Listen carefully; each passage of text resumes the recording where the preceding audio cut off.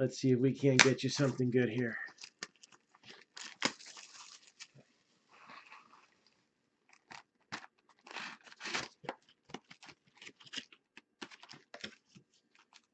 Anniversary card is your box loader.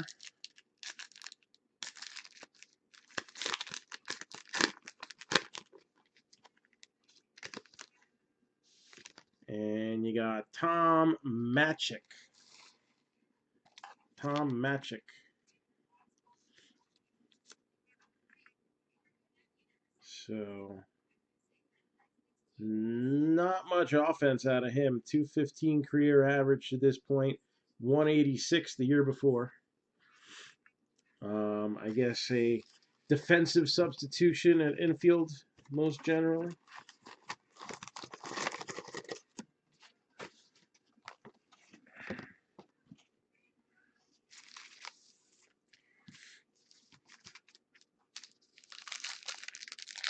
All right, let's do this. Some more Heritage. You got Keston Hiura.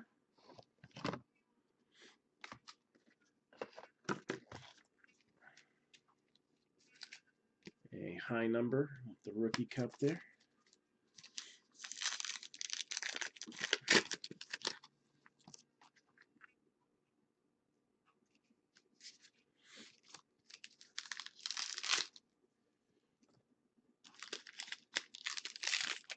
These wrappers are not my favorite. Heritage is always staticky and they fall apart real easy.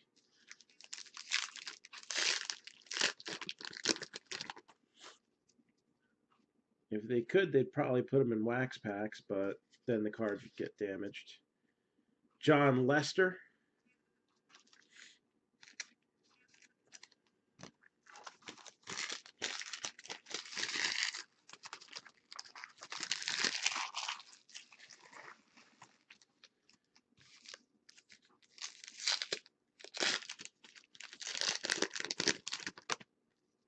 So again, we are very close to having a group break. But we got 45 minutes to fill 4 more teams. We do have some personals to pass the time a little bit, have us on camera, see if we can't push out 4 more teams. And don't forget, there are a few extra boxes. There's 2 boxes of Elite Extra Edition. There is 1 box of Leaf Metal Draft. So there are some more things beyond the expected checklist of Heritage that one can be getting.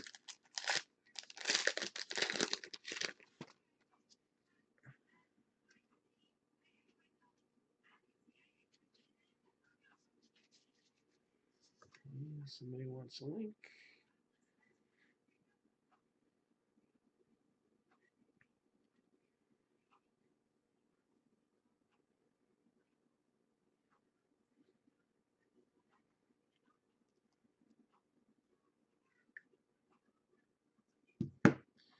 There we go. I will be needing a new garbage bag soon, which is a good thing. Lots of wrappers.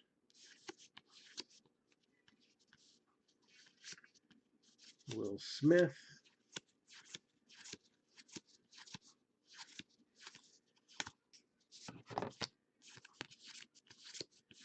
Mike Tauschman.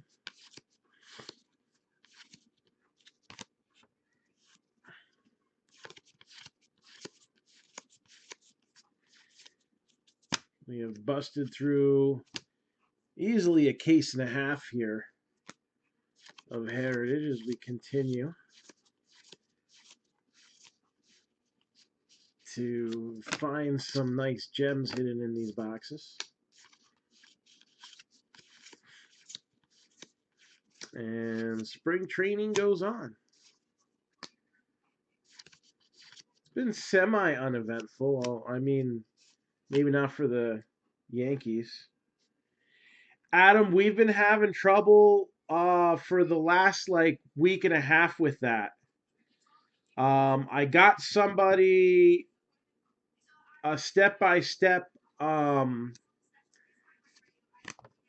picture thing to get notifications. So there's Raimel Tapia for the Rockies. Um, either later tonight or maybe tomorrow, I can show you those pictures that I sent him, how to set up. Because I think Facebook has kicked off a bunch of people from getting live feed notices.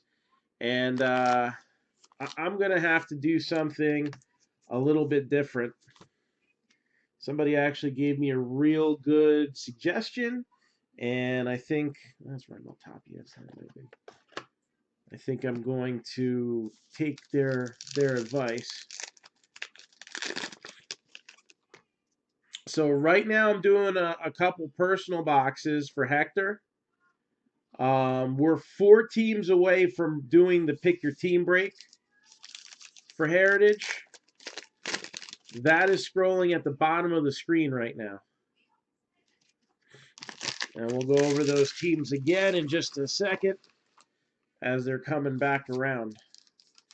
So 6 boxes of Heritage, 2 Elite Extra Edition, 1 Leaf Metal Draft, a rebreak spot as a skunk bonus. And here is what is still available. Red Sox are 70, Nationals are 35, Marlins are 35, Mets are 55. Yankees are 70, Pirates are 30, Giants 35. Rays are 50, and the Rangers are 55. So we are on standby. Again, there are 4 teams needed to schedule this one, but due to the amount of time Heritage can take, I need those 4 teams in by 12:30 a.m. Eastern Time. That is 38 minutes from now. Otherwise, it would have to go tomorrow.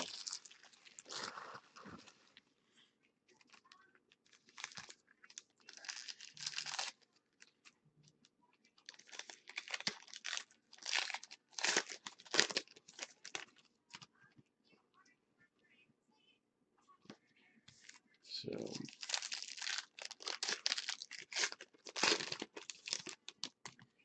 I think we're going to like one of the cards coming out here, Hector.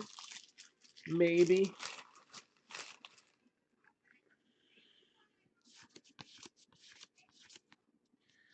I'm seeing a lot of people mad about the amount of hit by pitches.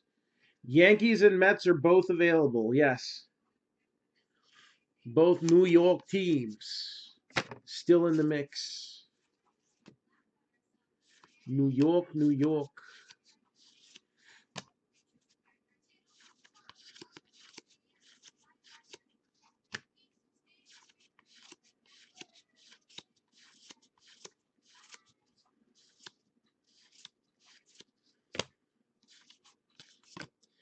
Gio Urshela.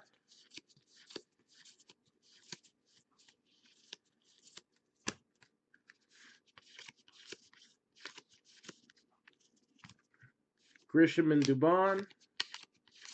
Oops. Nick Ahmed goes flying. And in the box, though.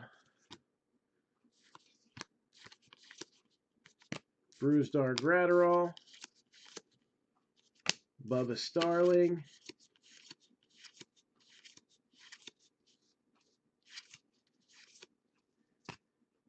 Ooh. What do you think? Mets and Yankees are now gone. We are 2 teams away.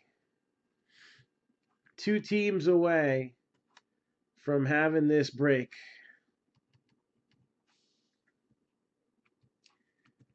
Mets and Yankees.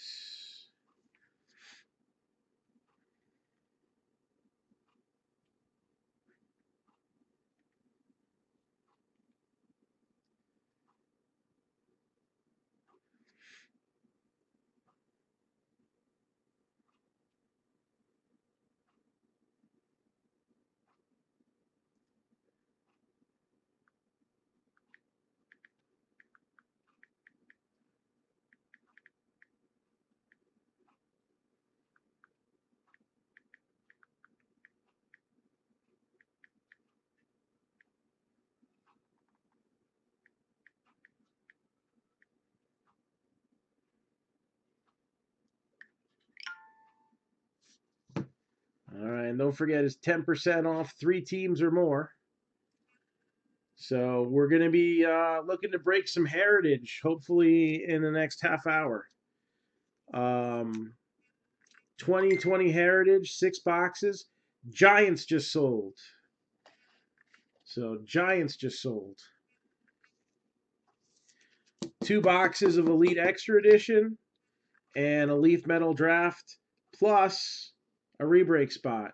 Red Sox are 70, Nationals 35, Marlins 35, Pirates are 30, Rays are 50, Rangers are 55, and we are almost to the break point on this one. So again, Giants sold.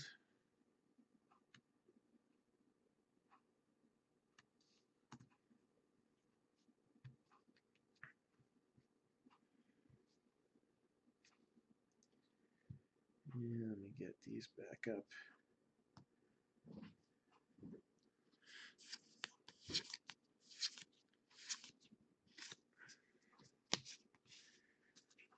All right. Third stack for this first box for you, Hector. Again, we are right on the verge of having this happen. I think we need one more team, right? Got 3, 4, 5, 6. 6 teams remain.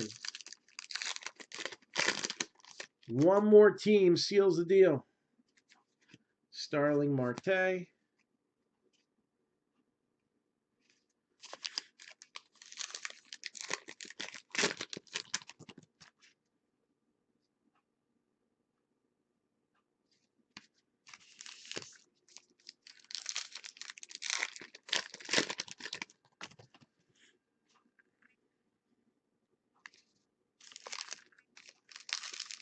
And we'll see if we can't get that going in a few minutes.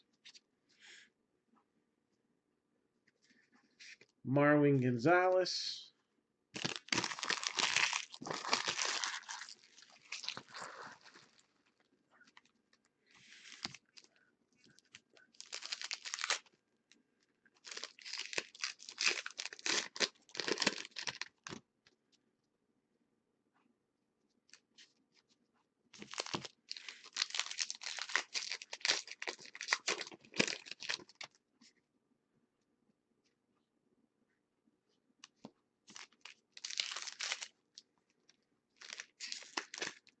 And let's see how box number 3 closes out.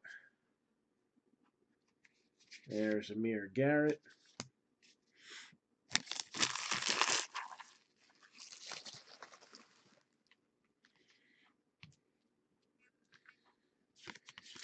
So we are one team away from making this happen. It's a little bit of a time crunch. I got to be somewhat awake. I got to drive 3 kids tomorrow. Yeah, I got a couple heavy packages. Bless you. And chiropractor was busy. We were sitting there for like an hour and a half in the waiting area. It's kind of like a walk-in deal. So by the time I got home, it was pretty much time to do football. Remaining teams scrolling at the bottom of the screen here. There's Tim Anderson. That is numbered 70 out of 999. And you got the Red Sox at 70, the Nationals at 35, Marlins at 35, Pirates are 30, Rays are 50, Rangers are 55. One more team gets us to the promised land.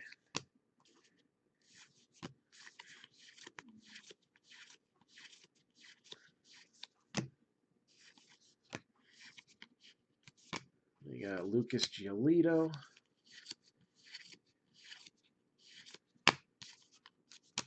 And METS, Mets, Michael Conforto. And Brian Davis is going Rangers.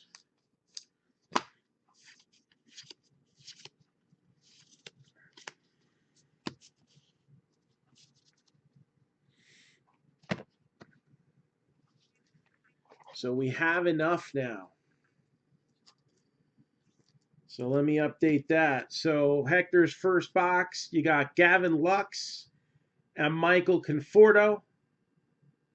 Like I said, hits are nice, but a lot of times it is the short prints that you're going for.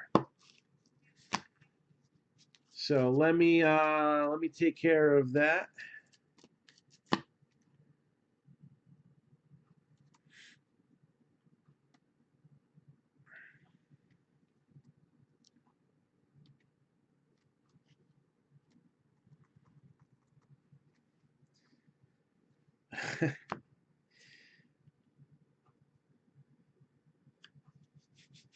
So let me do this. Let me just put a couple messages out.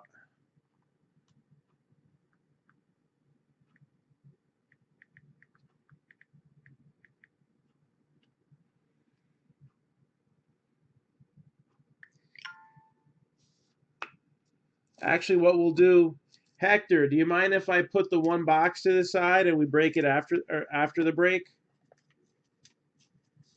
I'll just like put it to the side over there so we know which one it is, and then we'll do the break. We'll get everybody on roll call now.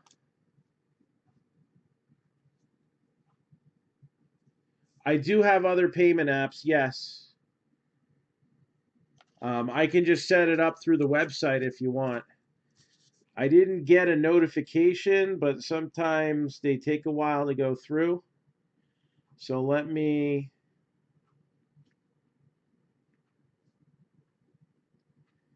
take a peek.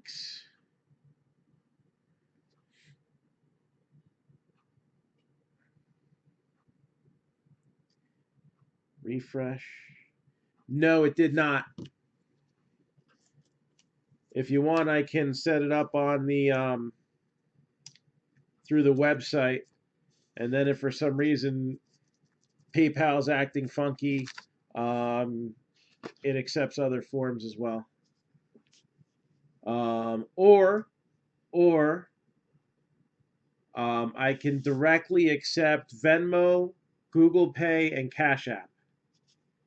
Those three, I can just take those directly through the apps.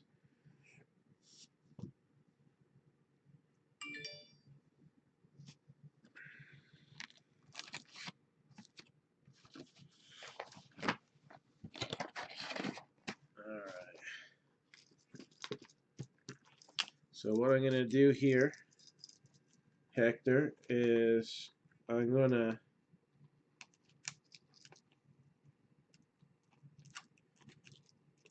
put your name on it.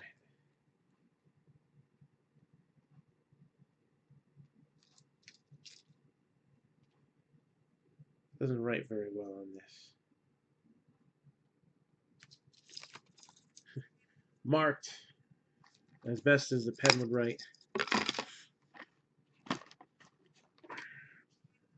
All right.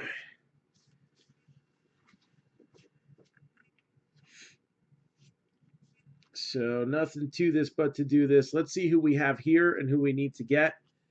That'll make things easier.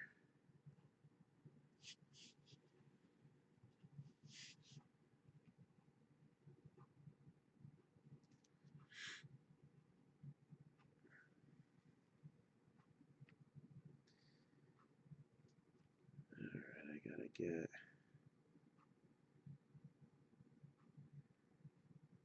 edit post. Just gotta change the title of this to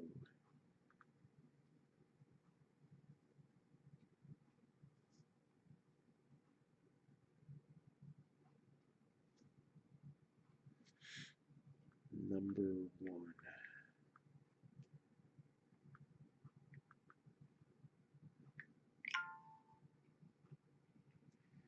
All right. And change the title of this video.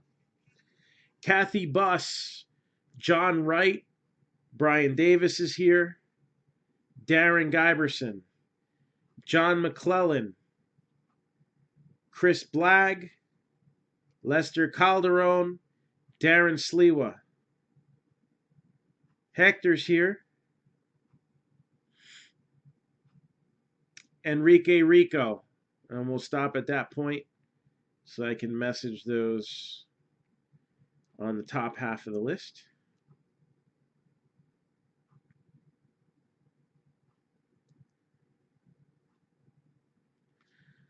Again, we're going to change gears and we're going to go into this case. So let me just do this also. I want to get this one out of here.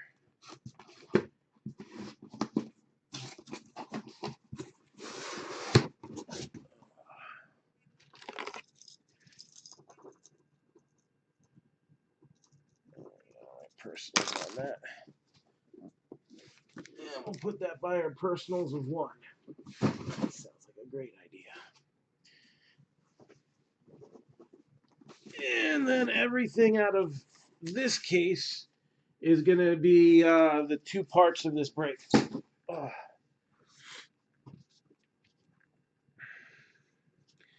Again, there's just a handful of teams left. If anybody else wants to jump in on the fun here. Yes, sir, I did.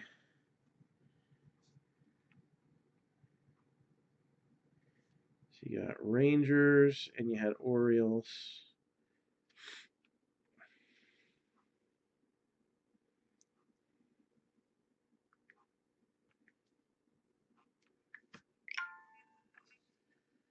All right.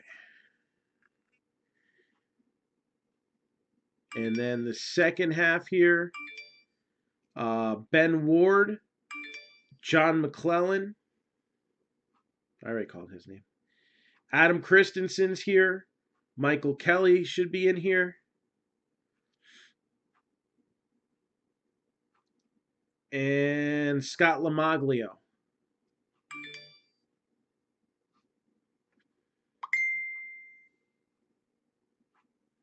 Yeah, one of them was.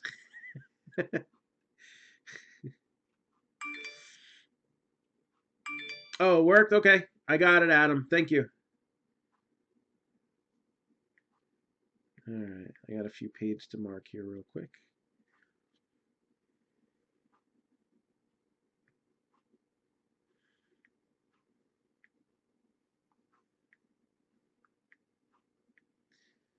Always on the fly here. So that's 175, 157, 50. That's right. That's right. That's right. John Wright.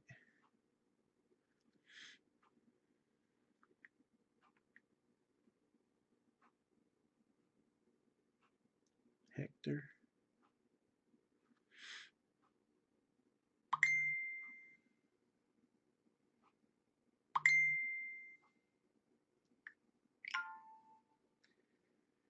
All right, we just moved 2 more spots in Star Wars as well. And we may just break that at some point tomorrow night. Do the pack wars on that. Even if we're missing a few packs, I might get into the mix. It's been a long time since we've had something Star Wars go, so.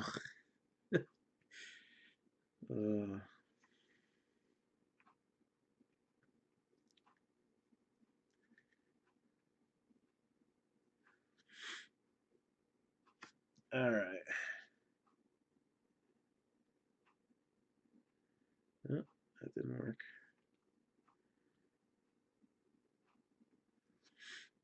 So we just did roll call. We're going to get everybody in here, and we're going to do a half case plus.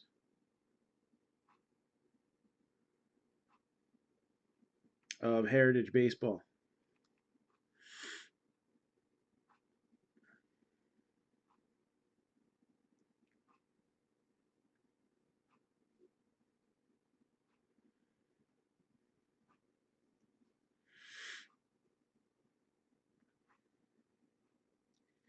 So again, just messaging everybody.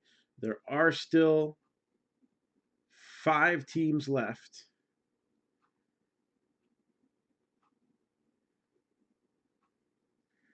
If anybody is interested in jumping in last second, we got them. We got 5 teams.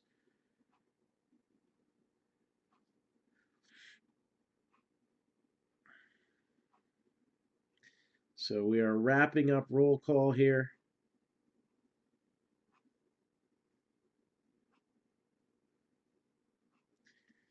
And I've just messaged, looks like everybody. Let me confirm that. Yeah. Yep. Yeah.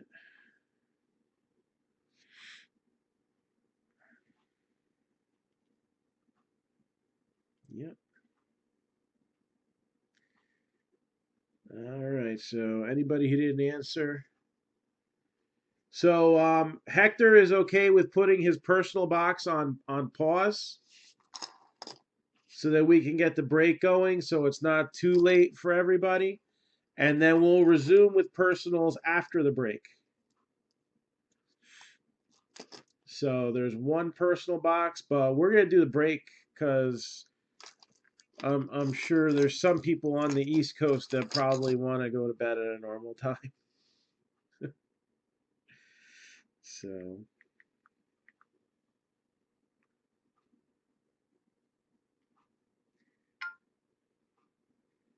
there you go. Relax. Watch us pull a nice Aquino or something like that.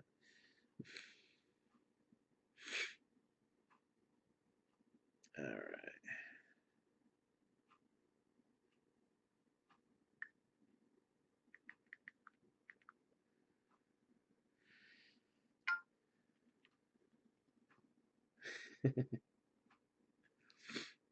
Now remember the rookies that are split. Oh, what's available for Heritage boxes? There's 4 left. Hector's getting 1 more. I got 2 on hold for somebody. And then there's 4 left for Heritage boxes.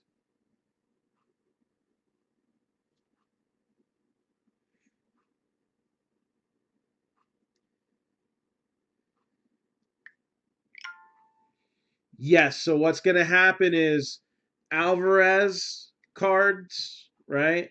Is going to go first to Alvarez, then Aquino. If it's significantly numbered, meaning numbered to 50 or less, or if it's a dual player autograph or a multiplayer autograph, then it gets randomed. But if it's just, even if it's a Chrome number to 999, that would count as its own card, and the Astros would get that first. But as far as the base ones, you guys split it. So if they're 5, 3 would go to the Astros, 2 would go to the Reds. It's like um, a plentiful card, though. Some boxes have 1, some boxes have none, and some boxes have 2. So yeah, it goes back and forth. All right, so nothing to it but to do it. Don't forget, there's another baseball break that's been up there for a little while. A 10-box mixer that's got a lot of good prospecting stuff. So I kind of stuck these boxes in here. 1, because they have a lot of hits, and Heritage doesn't have a lot of hits. But 2, because they're also in the other break that we got.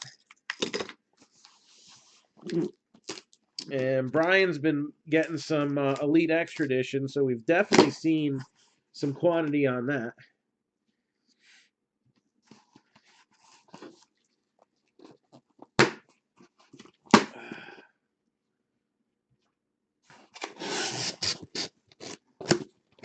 And I mean, I really like the setup for that,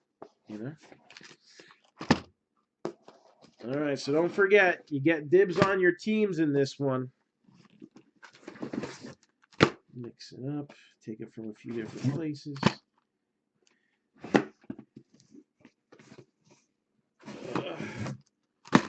There we go. Did I take one too many? 1, 2, 3, 4, 5.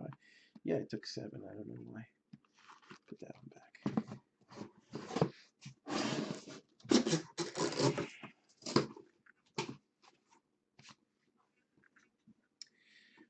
All right, so again, 6 boxes of 2020 Heritage. 2 boxes of Elite Extra Edition. And 1 box of Leaf Metal Draft. Yes, same exact setup for number 2. Same exact setup. So we'll do 2 boxes of Heritage, and then we'll break it up with a bunch of hits. How's that sound?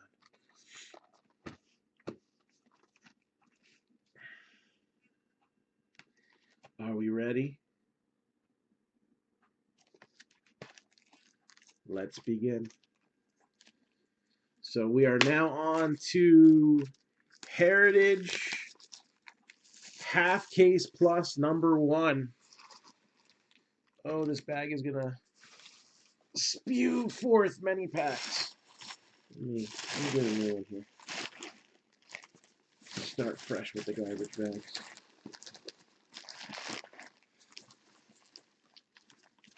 Anybody who is in the first half, you have first crack at your team in the second half. Ugh.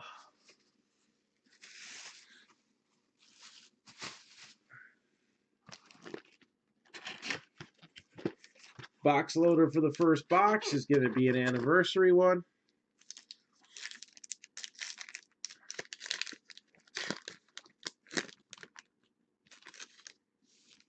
And we got Lloyd Coulson and Bobby Mitchell. Poor guy got his face stamped out there. So Yankees get the anniversary card. A little off center, not perfect condition, but it's 1971. We know how it goes.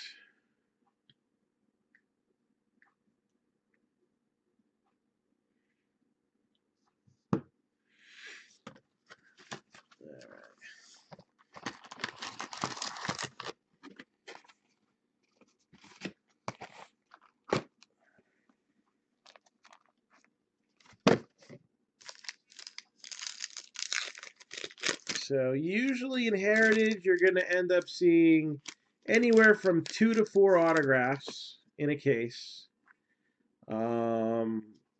Hopefully at least 1 crazy super short print.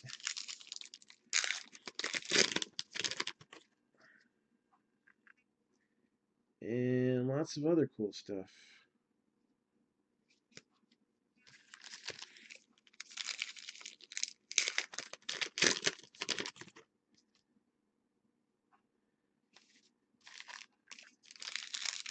So usually when we first break a product, we kind of take it slow and go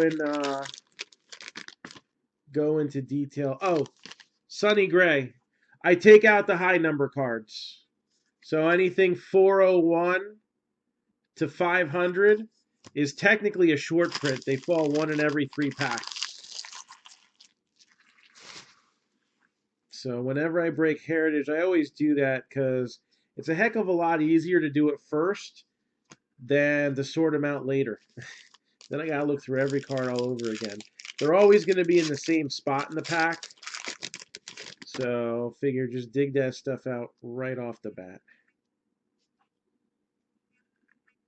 And then I look for short prints and all that good stuff too. So until we show the first hit, you can still buy in. 5 teams still left up on the board here. Been seeing a lot of prospect hits for the Red Sox. There's Mookie Betts. We'll give that a little 1 cent love. In Elite Extra Edition. And possibilities of some good short prints too. Red Sox are 70. Nationals are 35. Marlins are 35. Pirates are 30. Rays are 50. And, sometimes that happens. First hit is in my hand already. First hit is in my hand already.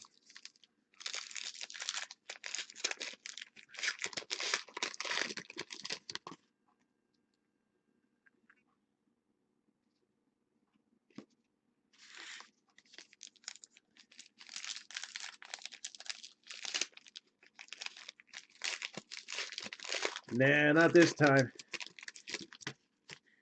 That happens a lot when we have a lot of hits in the box, but not when there's just one hit and I only have 5 teams. I have a lot of teams. You know, if I say we'll break this at 20, 22, yeah, that happens a lot. Why? Well, if I have a third of the teams, of course it's going to happen a lot. I didn't say it wasn't a relic.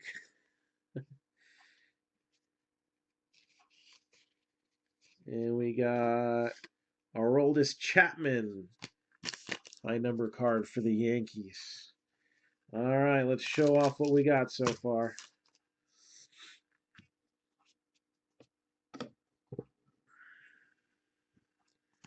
Again, it's all about that base, Some base in your face. Lots of base in Heritage. Heritage, a very popular set builder favorite. So we got a Willie Mays insert there. Not just because it's got a, 400 card base set, which isn't terrible to deal with, but also because of the short prints. So there's a little bit of a challenge there. Gio Urshela, 259 out of 571 for the Yankees. That is a chrome refractor. Shiny.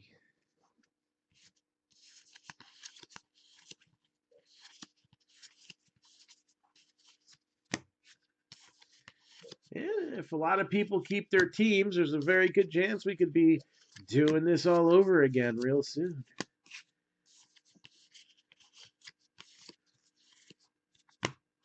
Polo Grounds. We could get like 3 of those 20 Giants season cards.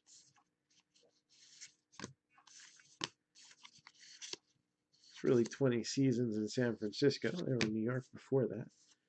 Nico Horner and Alzole.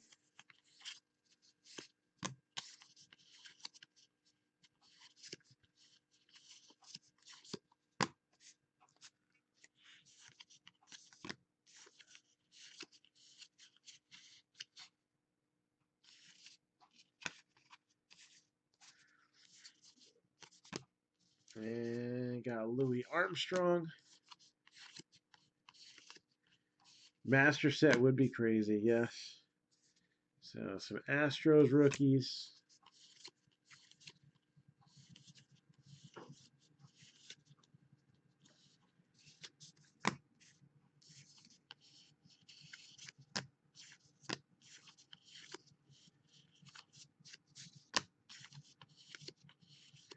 So first off, we're going to see a bat relic. Albert Pujols. Nickname or an error would be cool. So we got the first one of those. I'll keep those separate.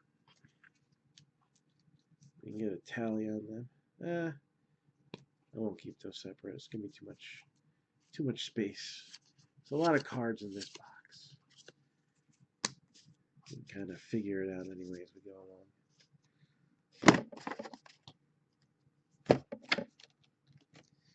All right, so Pujols, bat relic, gonna be the first hit.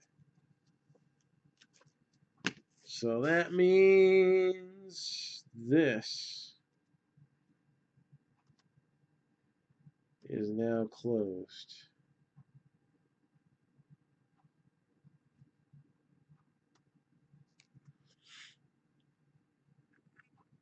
We can slow that down a notch. All right.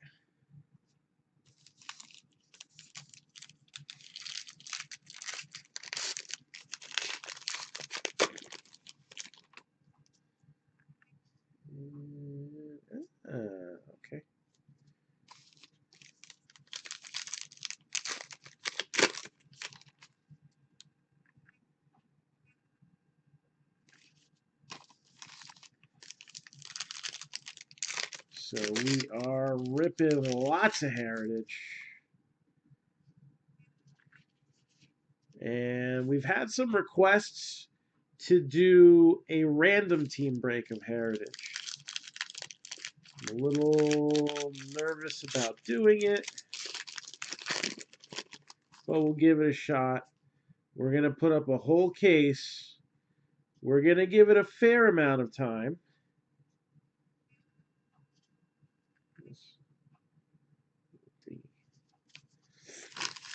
And then if we can't get it to fill,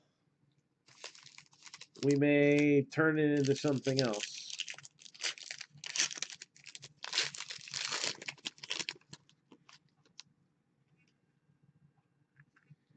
But with as many personals of it as we've been doing, I mean, a random team break is essentially the same risk factor. But you can get in at a different wavelength.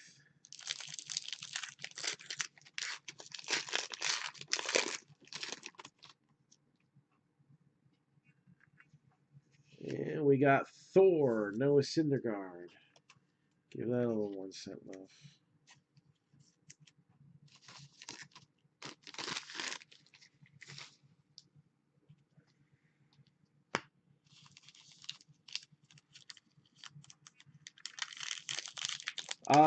The first half of the Heritage case. First half of the Heritage case. So we just started our first box of it here.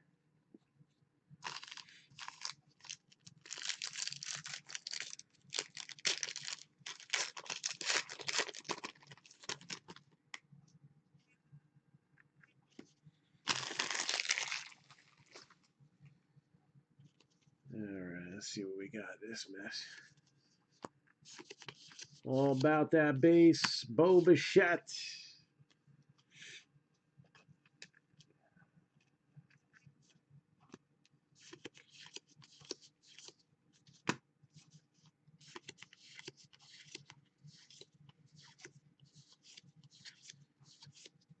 So again, we're doing the Heritage case now. Then we'll go back to personal boxes afterwards. And then I'll go to bed.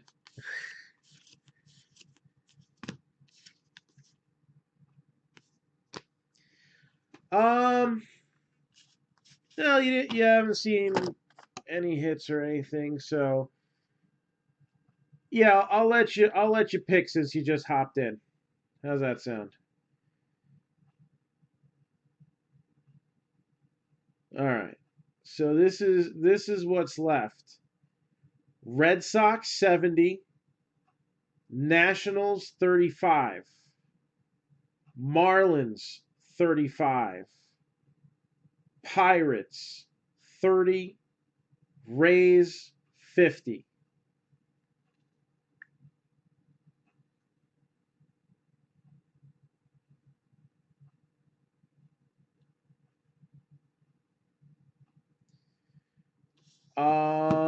In the Elite and the Leaf Metal draft, Josh Jung. You got Nick Solak in the Heritage. So again, VJ, since you had just hopped in, I'll give you that opportunity. Red Sox are 70. So we got, let's see.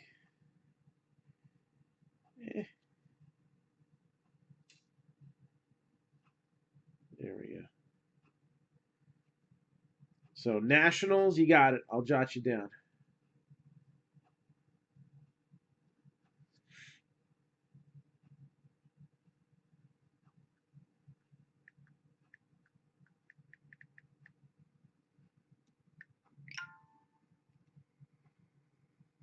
All right.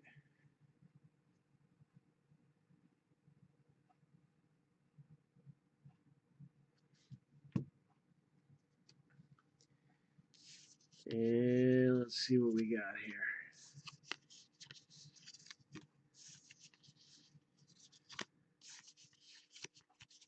So we got Max Fried.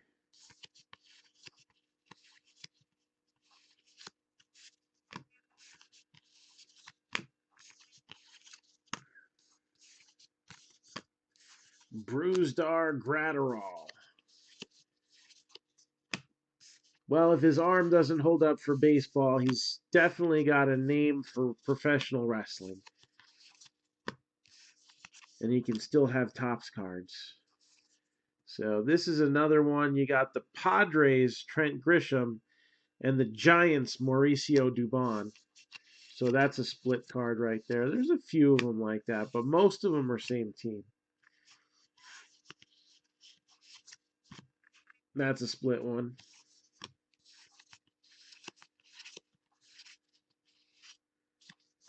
And we got Kettle Marte of the Diamondbacks. Or should I say, Les Diamondbacks. So we got a French back card. And I love the fact that they're in color in the back this year because nobody should be missing them.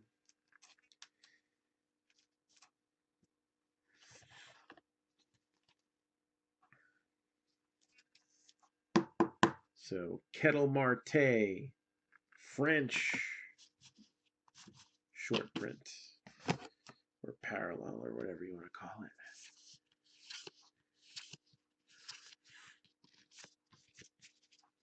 it. How is Bryce going to do this year? He'll probably bat about 250, 260, hit 45 home runs, 100 RBI, 120 walks, and be vacationing in the Caribbean by November 2nd. Ooh. I don't know. I think he'll do all right.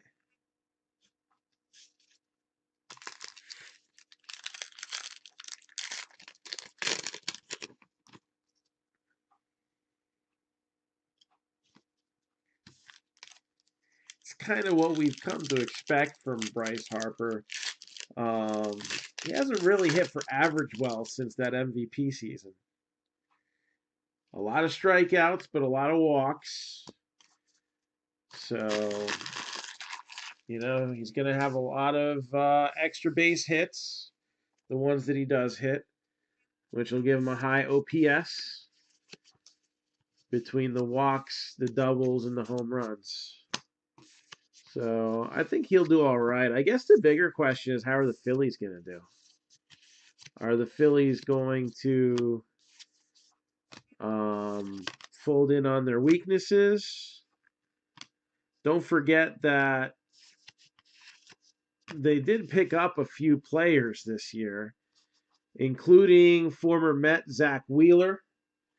So the jury will be out on his consistency, and we'll be following that all year long. And then they got Didi Gregorius, who's betting on himself with a one-year contract and is auditioning for either a bigger deal with the Phillies or to go somewhere else. So we got an action shot, Javier Baez.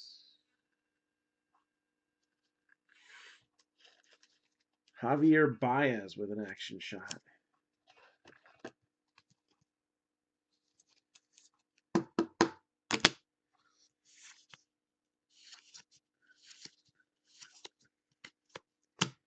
I think Ozuna is going to do a lot better in Atlanta. I really do. I think that was a good place for him to land. Unfortunately for me, because I'm a Mets fan. But the Cardinals, and granted, Ozuna was part of the problem in St. Louis. But the Cardinals were not performing to their offensive potential. This box loader is going to be one of baseball's greatest moments. So it says. And it's Miguel Cabrera. Old school slugger. Yeah, especially with that lineup. I think unless Joey Votto really is done, he's going to have a good bounce back year. It may not be, going all the way back to what his peak was, but I think we'll see probably about a 300 average. All right, we'll see a lot of walks. Um, and maybe 25 home runs, 30 doubles. So I think the Reds are going to be a lot better all around.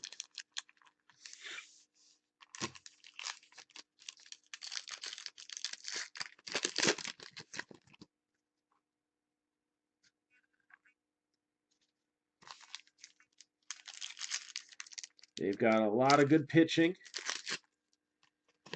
and they can mash. I think they even tinkered around and fixed some bullpen stuff up, didn't they? Got a high number, Matt Olson. Will they win the division? I don't know. But if, Aristides Aquino, if he's the real deal, that's going to help them out a lot. Yeah, Pedro Strop. And Senzel was kind of transitioning into major league play, easing himself in. So if those guys hit a sophomore slump,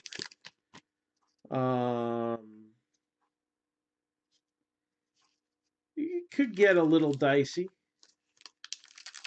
They got one Japanese player that I think is more of a platoon player. He can hit righties but not lefties, or vice versa. Lorenzo Kane.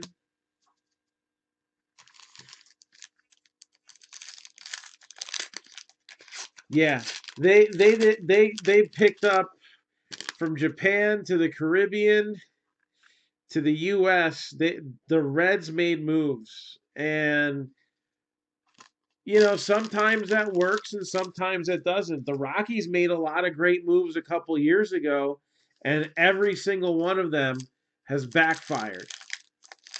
They got some players that look like they were going to be um, beefing up a team that was on the verge of doing some playoff damage.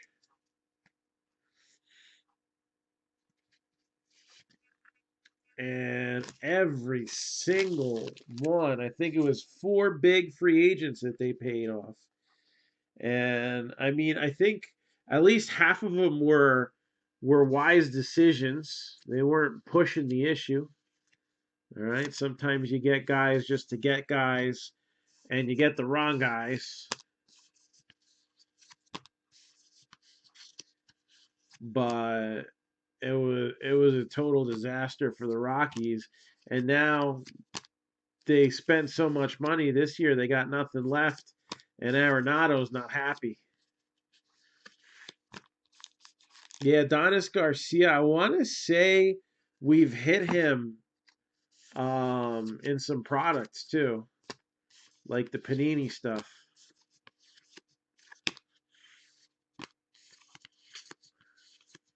This sounds familiar. Fernandez and the Rosarena.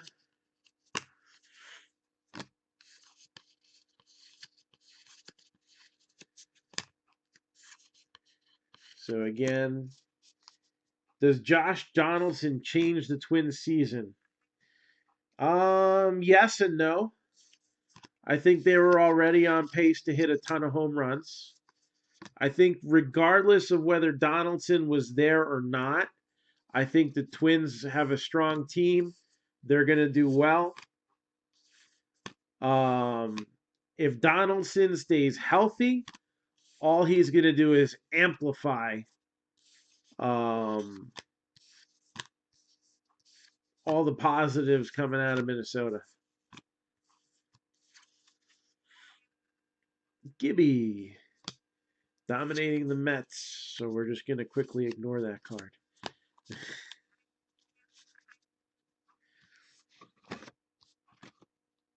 All right, that's full. Next. So yeah, Donaldson was a Brave, and really a team that should have been trying to grab him was. Oh, this is the first one of these that we've seen. Mini Mancini, 79 out of 100. Not quite as cool as the Mike Trout we got last year, but a good card for the Orioles.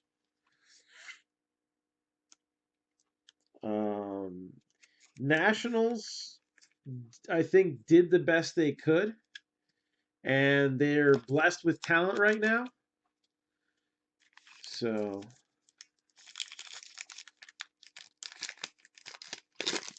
Garcia was a Brave for a while.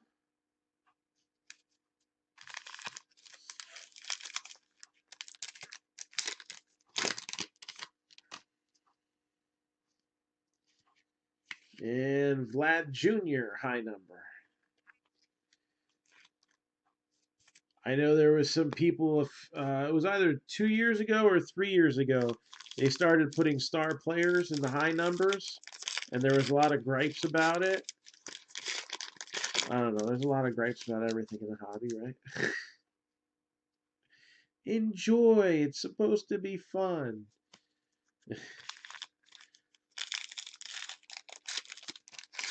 But I like the fact that they put the star players in there. It gives, it gives those cards a little more meaning.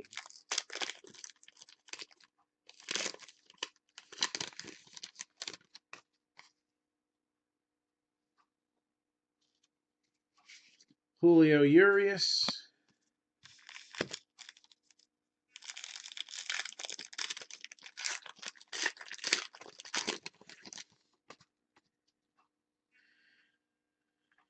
And another refractor.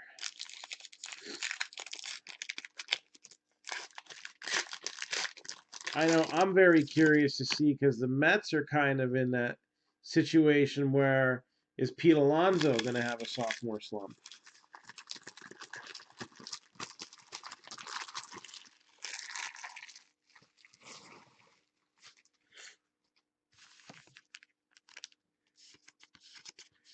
And I mean, let's face it, most likely Pete Alonso, all right, I will be happy with 35 to 40 home runs, 100 runs batted in, a few less strikeouts, and convert those into walks. Got Ryan Presley. 373 out of 571. For the Astros.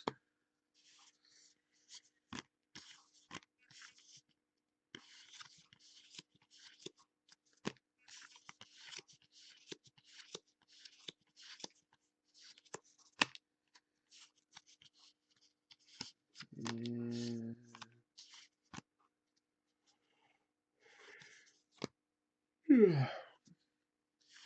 but, it's hard to judge things by spring training. Hey, what's going on?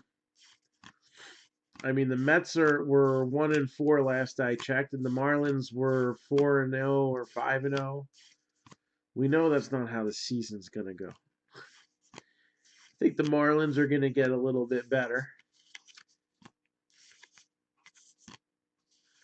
Two-way McKay. I don't know.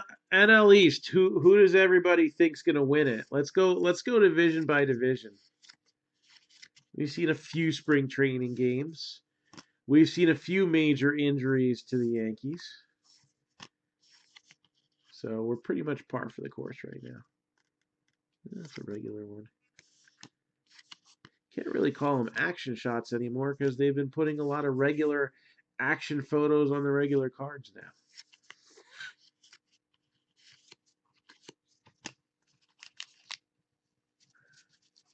So National League East, who takes it? Do the Nationals repeat? Phillies come in there with their improvements. Does the Braves youth movement continue to improve and they take it? Or do the Mets surprise everybody and not crap the bed this year?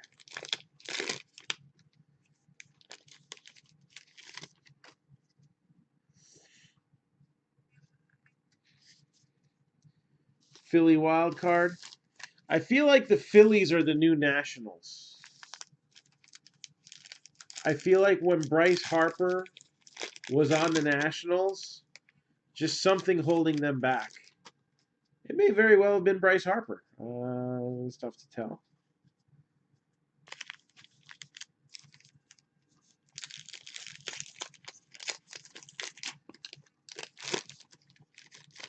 Anybody else have an input on that? High number Dwight Smith Jr.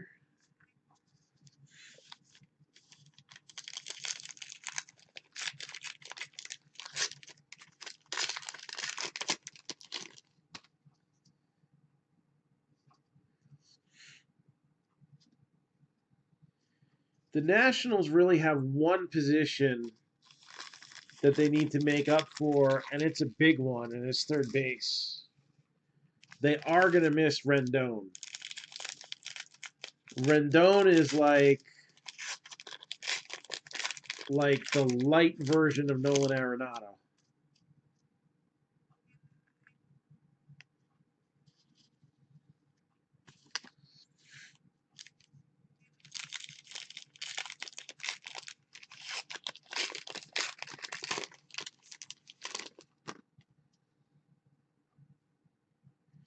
And again, injuries.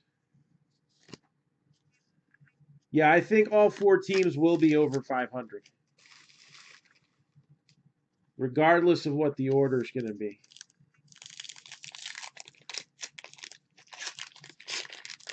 I think Royce Lewis and Kirilloff will come up at some point this year. That's ironic.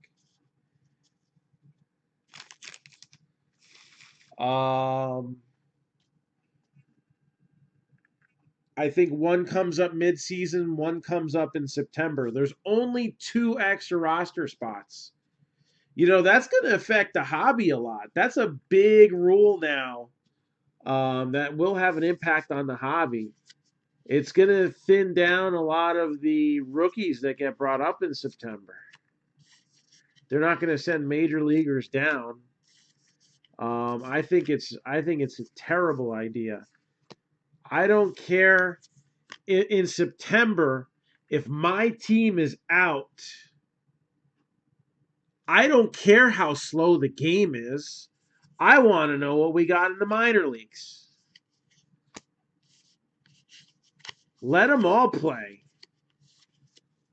Every inning, flip them, flop them, whatever.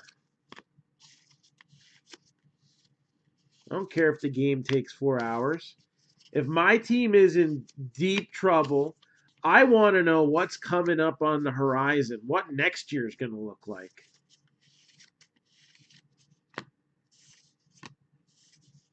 Yeah, I think Franco is going to make it at some point in the year. Joe Adele, maybe one of those guys that the Angels just kind of let sit there, like the White Sox did with Eloy Jimenez. Maybe he comes up for a small cup of coffee in September, but that would also possibly push back when he comes up the following season. So it's tough to tell.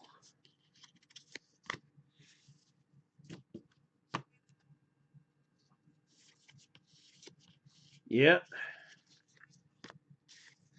Well, they're trying to get rid of a bunch of minor league teams. And as somebody who frequents minor league games every year, I'm not a fan of that. Baseball has one of the best support systems for talent If you have an injury in baseball, it's not necessarily the end of the world. So Phillies, a little Bryce baby clubhouse collection.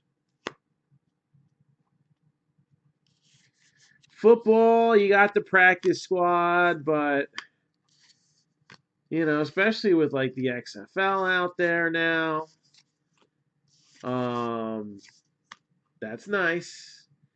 Dodgers, Gavin Lux, action. We saw that out of the other case too with Hector's personal. None too shabby.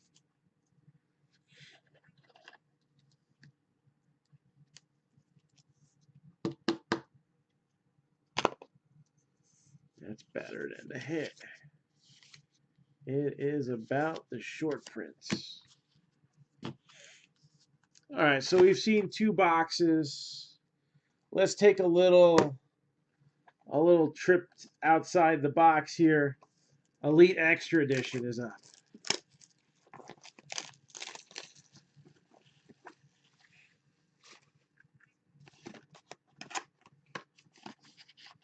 Think of some of the guys in the past that have gotten a chance to play ball in September, and they had a decent go of it, and they've made major impacts. Think of the Yankees and Jesus Montero, who was able to keep his fat ass in gear for a whole month, and then the Mariners threw what was supposed to be a decent package at him. All right, that gets a little messy. But does a Lux Auto from Elite bring decent money? I didn't comp it, so I don't know. I'm sure a low-numbered one would. That one I'd have to check. Ooh, that's a cool patch. I like that.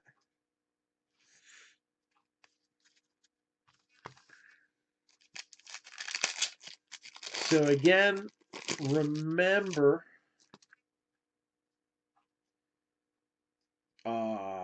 boo. Points get randomed off before the rebreak spot. Autographs of players that were never, ever drafted, not even drafted, and passed it up. All right, if they passed it up, that still counts as them being drafted.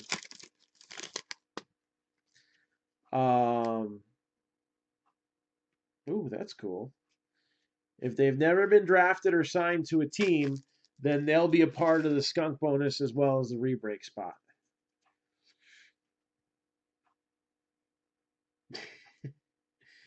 No, Chris, you want to sneak in beers.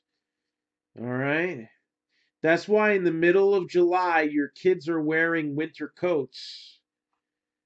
Because they've each smuggled in a 6-pack for you. Come on.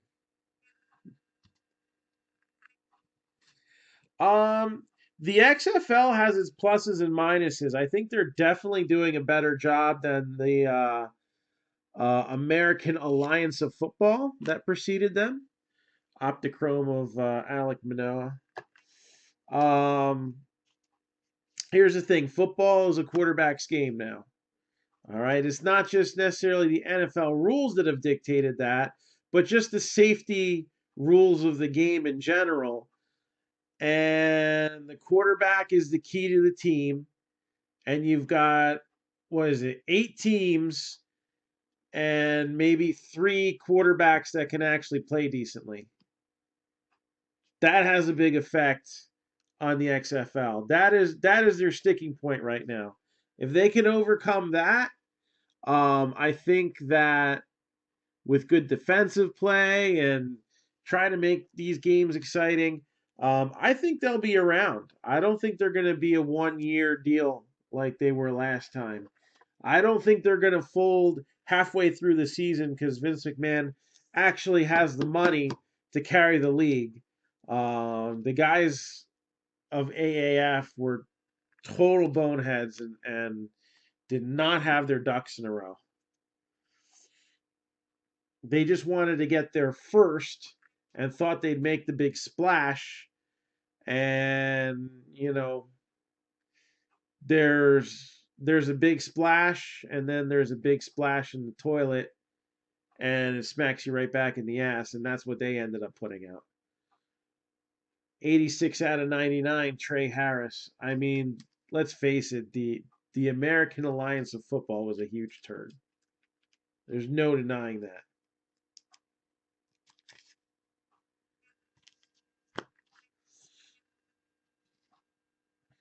Israel Pineda. Yeah, we couldn't bring we had a plastic bag. It wasn't see-through, but it was white and you could see through it.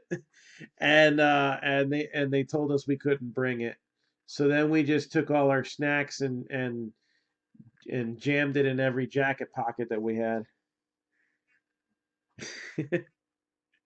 68 out of 150, Brian Pena. And we'll have to look this guy up later. 47 out of 99, Nolan McLean. 18U national team. So it's possible he could have gotten drafted as a high schooler. Glenn Allen Hill Jr., Diamondbacks. So, Diamondbacks. So we'll figure that out later. This is another one. A lot of the international players did get signed last year. Rick Elvin Castro out of the Dominican League. I don't know what the heck that signature is. It might be a UFO. Or it might be a sea creature. I don't know.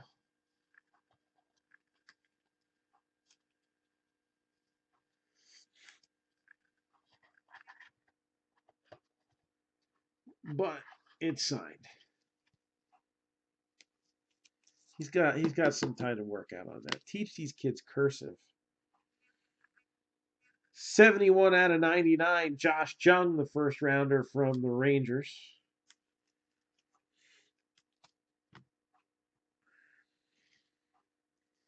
Nick Quintana and Braden Shoemake. Contenders Optichrome card. Marlins, 34 out of 199. Braxton Garrett, one of the couple pitchers that they've got developing in the minors. Never know. I mean, they could come up this year. They took Yamamoto out of Double-A last year, like out of nowhere. I don't think really too many people were expecting that. Another international one here, Darius Lorenzo. So we could see Marlins bring up a couple more kids out of the minors. They're developing a decent pitching staff. So I think their rebuild is working out the way it's supposed to. We'll see if the question is, will the pitchers pan out? White Sox, number 10 out of 25. And if you didn't know, he was the number 3 pick overall last year.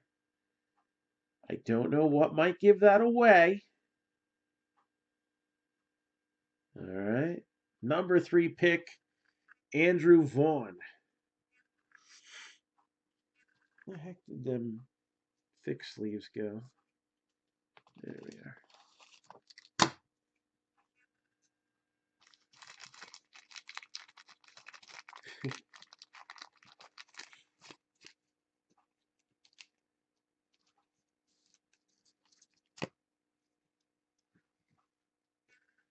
And another international player. Man, I'm gonna be looking these up tomorrow because there's just so many. John Diaz. Maybe we'll have time during the recap, but I don't know if we will. Brian Rocio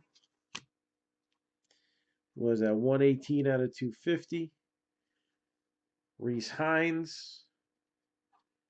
And Chris McMahon, collegiate ticket. And that is a silver.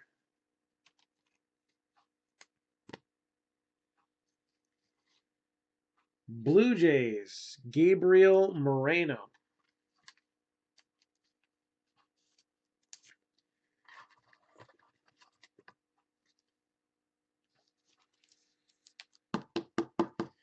And Hunter Bishop out of 100.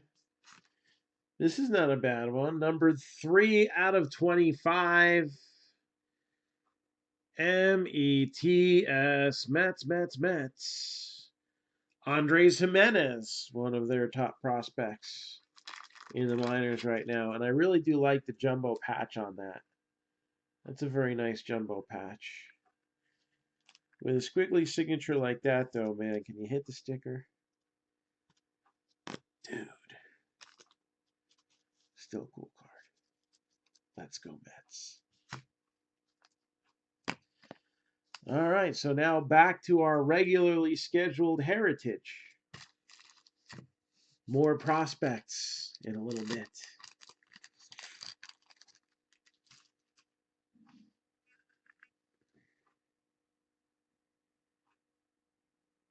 Sure thing. How's it going? So I hope I don't butcher this. Shadi Ashraf. How you doing? All right. We'll do middle draft after these two.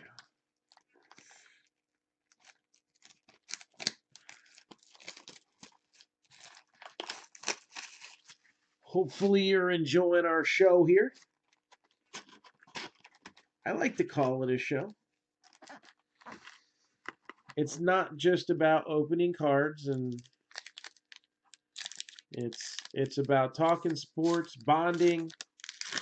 Sometimes, oh, I'm loving this card right here. Twins, Luis Tiant. That's one of the better ones we've seen so far in these stamped cards. So Luis Tiant.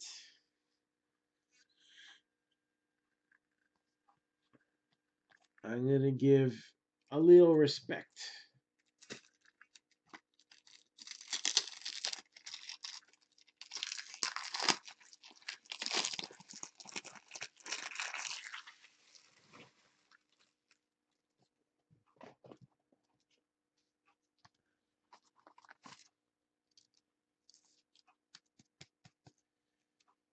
So very cool.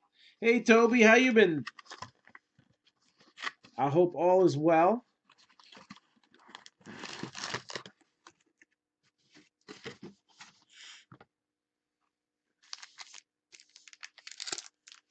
We are rocking and rolling some Heritage out tonight.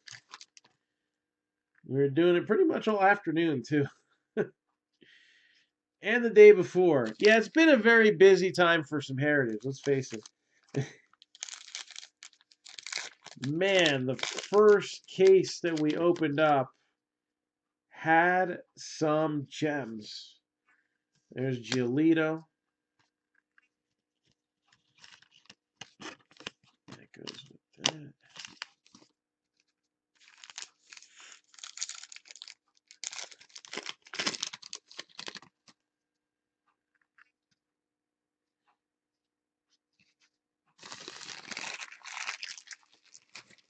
And we are, can't say we're in the middle of, close to the middle point of our first installment of Heritage here. As far as a group break goes, Mike Yastrzemski. There's already 5 teams available for tomorrow, if we can fill up the second half by then. We'll see what happens as far as other people keeping, dropping, switching, doing backflips.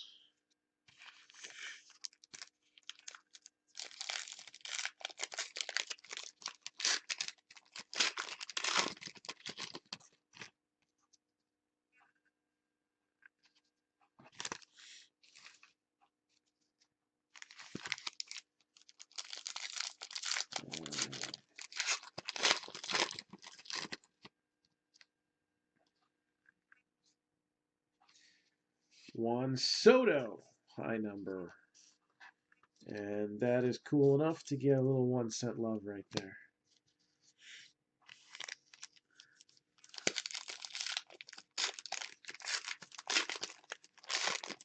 I am so glad I got one of those ginormous monsters to get me through tomorrow. Oh. Gotta say, short print coming up. We already pulled Gavin Lux. What other good stuff could we possibly pull?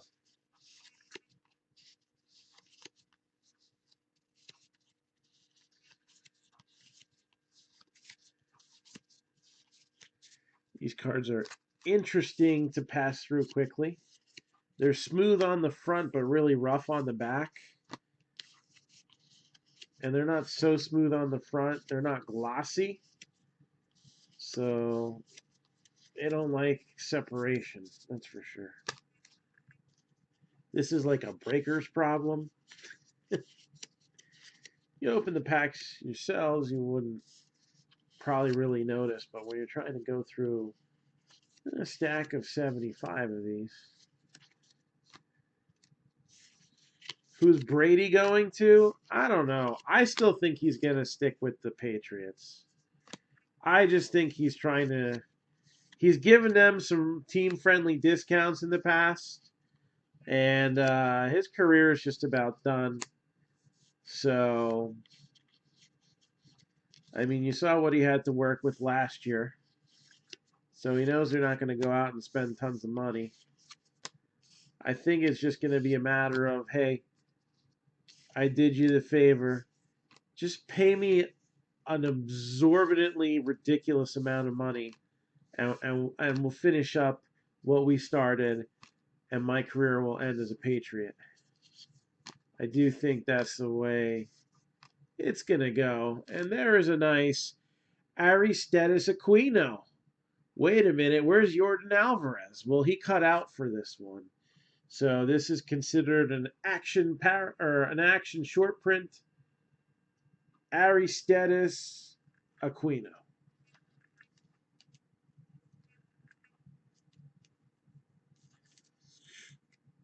And where did those top loaders I just opened go?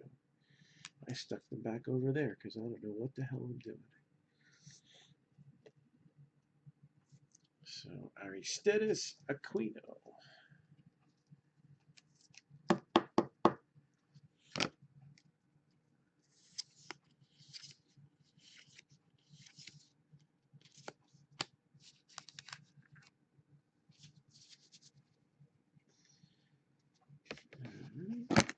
This box has a little more room.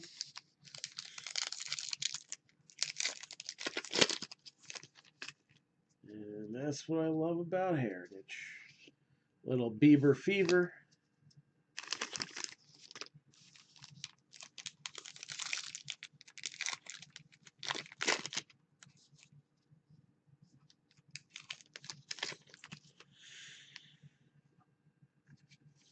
Mike Yastrzemski.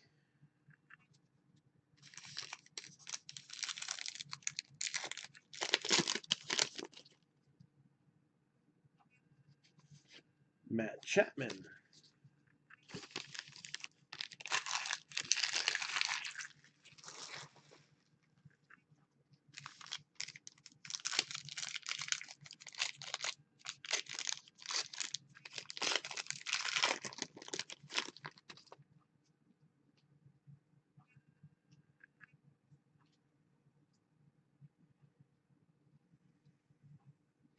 Nothing in this one.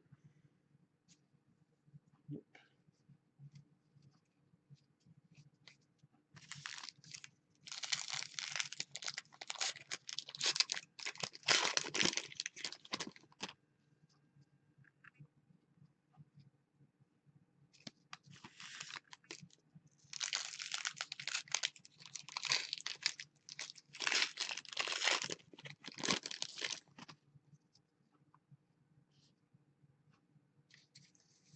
Charlie Morton.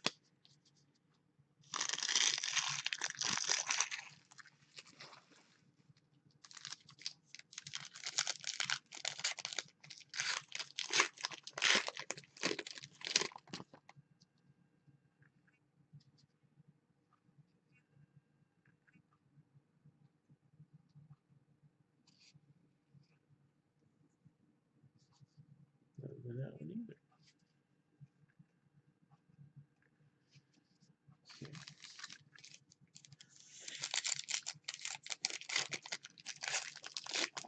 We haven't gotten a hit in this box. We did have an Aquino come out as a action short print. Hit still waiting.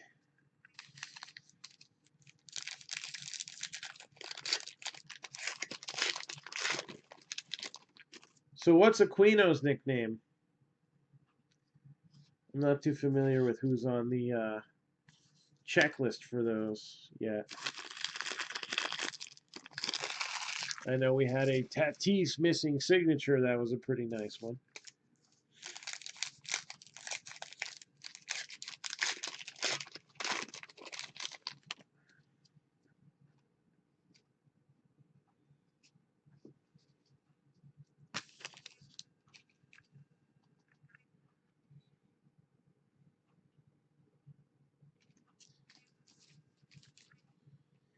Yeah, I think Michael Vick missed that boat. He probably would have only been injured half as often if if he were playing in today's game.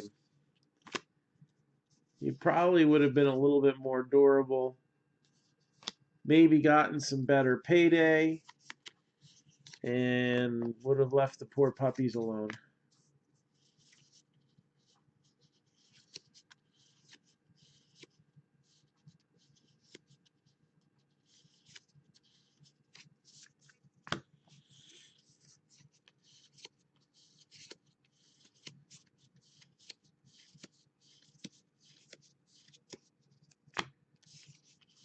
And we are in our third box of Heritage.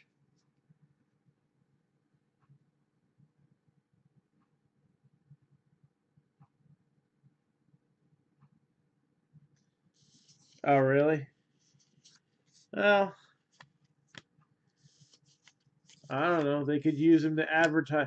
The Punisher never came out on Netflix. Did they cancel that?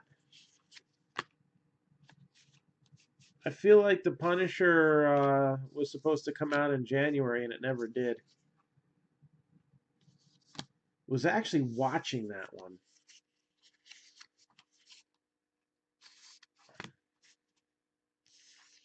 If they cancel it, I'm very disappointed.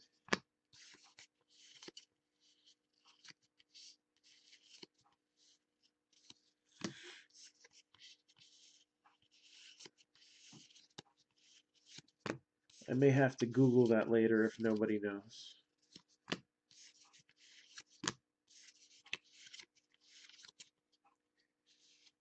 It was canceled? That's a load of crap.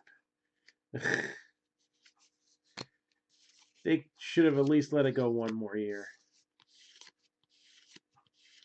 It wasn't great, but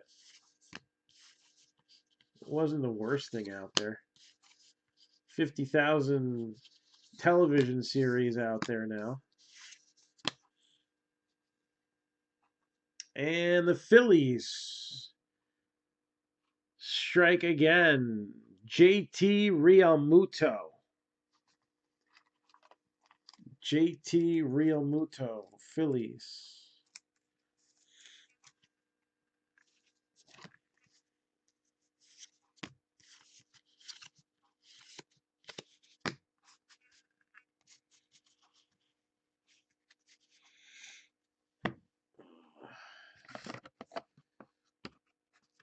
That's too bad. I was hoping they just postponed that.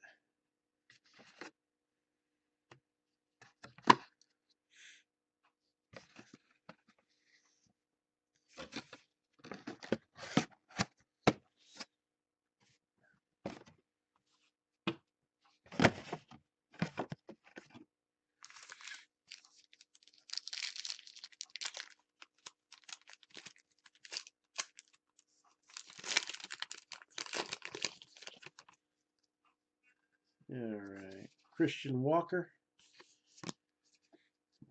I mean, they're redoing Walker Texas Ranger.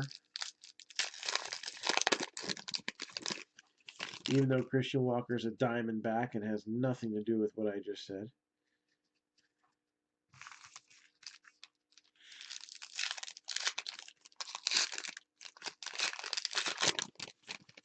What we're still owed though from Hollywood is a live action Thundercats movie.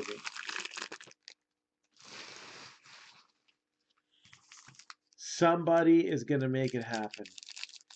If I don't see it in the next 5 years, I'm going to be real unhappy about that.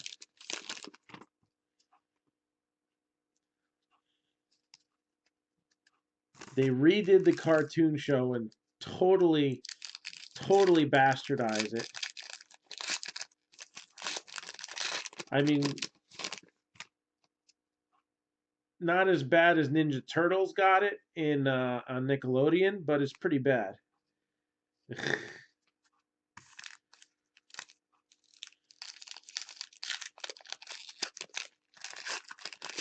Who plays Chitara? I don't know. There's a lot of good choices for that.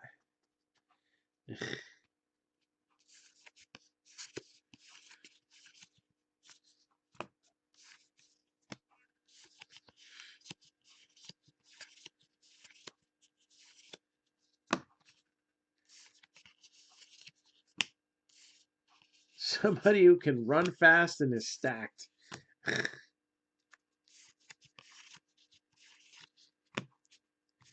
So nobody from Baywatch. They all ran really slow.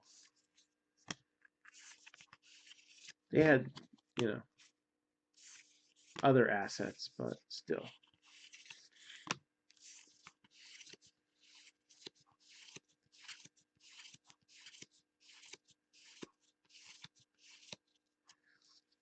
Yamamoto and Diaz.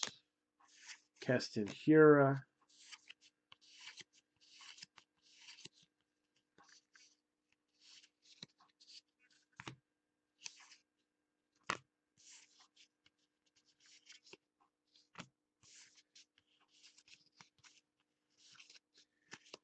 And that's a wrap for that.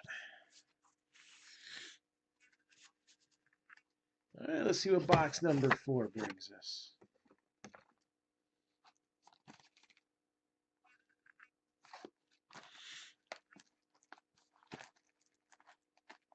And then we'll look at Leaf Metal Draft.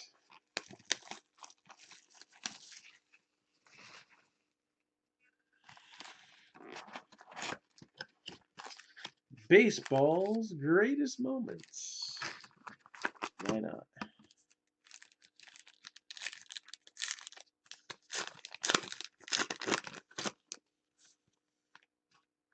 And we got a little Tony Perez.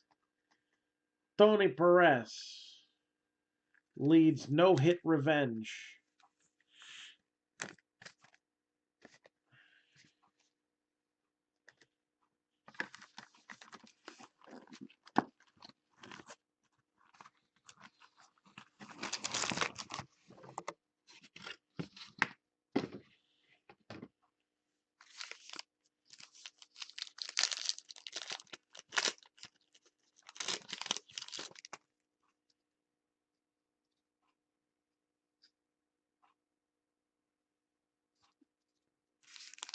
That's right. Baseball been very, very good to me. It's been good to me too, I think. Mike Trout with a high number.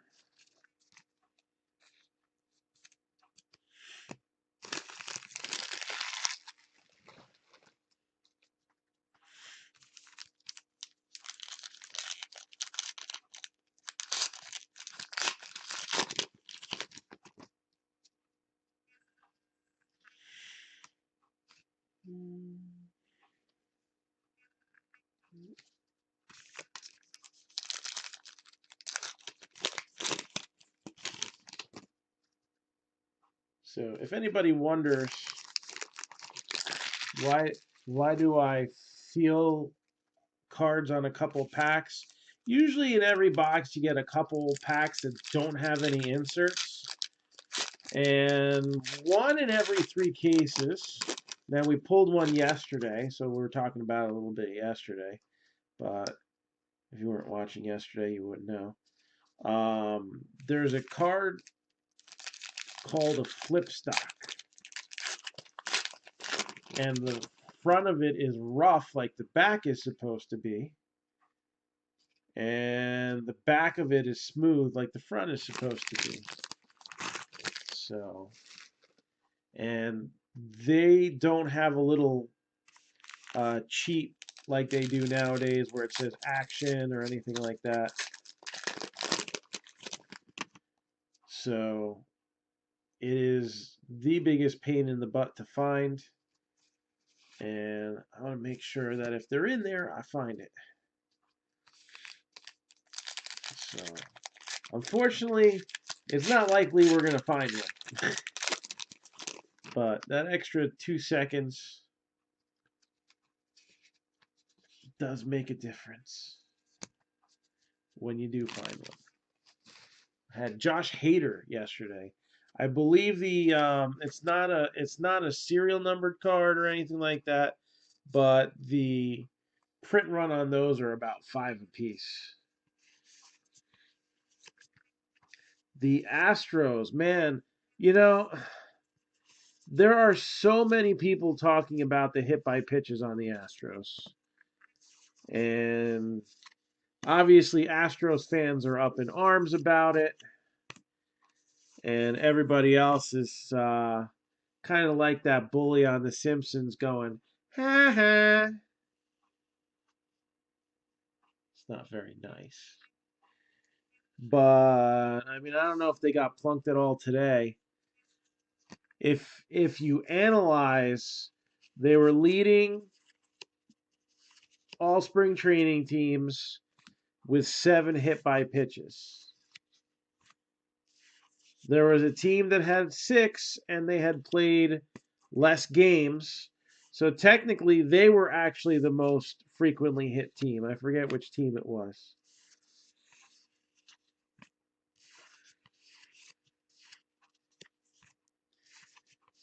And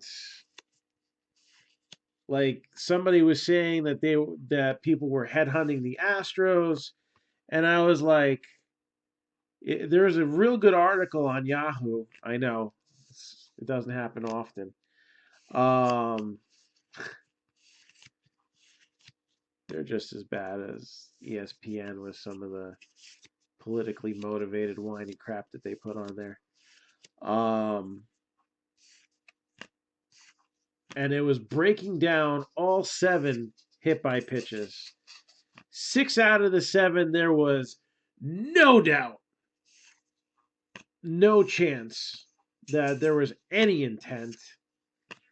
And even like Jose Altuve, like he got hit in the foot. The ball bounced in the dirt and hit him in the foot. Maybe if he weren't so low to the ground, he wouldn't have been even hit at all. He could have just kind of jumped up. Bregman took one between the shoulders. So you could say, but that one might have been on purpose. Except for the fact that it was a 3-2 count. All right? You're not making a statement. You're hitting somebody on purpose. You're making a statement. And it was a breaking ball, and it looked like it got away from a pitcher who I think never played a game above Double-A. That's not the guy that's going to do the job. So, for all of you who are saying, I knew that everybody was going to start hitting them, or for the Astros fans that are saying, everybody's hitting our guys, and Major League Baseball isn't doing anything about it, it's because there's nothing to do. There's not one instance where you can really say, hey man, somebody's getting some revenge right now. Giancarlo Stanton, the second Yankee mess of the young preseason. He is out with a grade 1 calf strain, I believe. And he is expected to not make it to opening day. Luis Severino may not make it to opening day next year.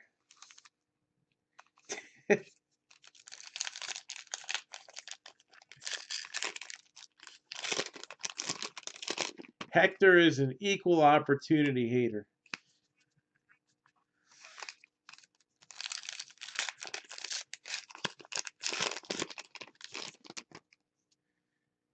I don't know. I don't see the point in beating Astros players. It doesn't do any good. A lot of them that were on the team aren't on the team anymore, especially those that were actively participating. You know, I mean, two of the biggest reasons why they were doing that was Joey Cora and Carlos Beltran. And they're actually the two that suffered consequence for it.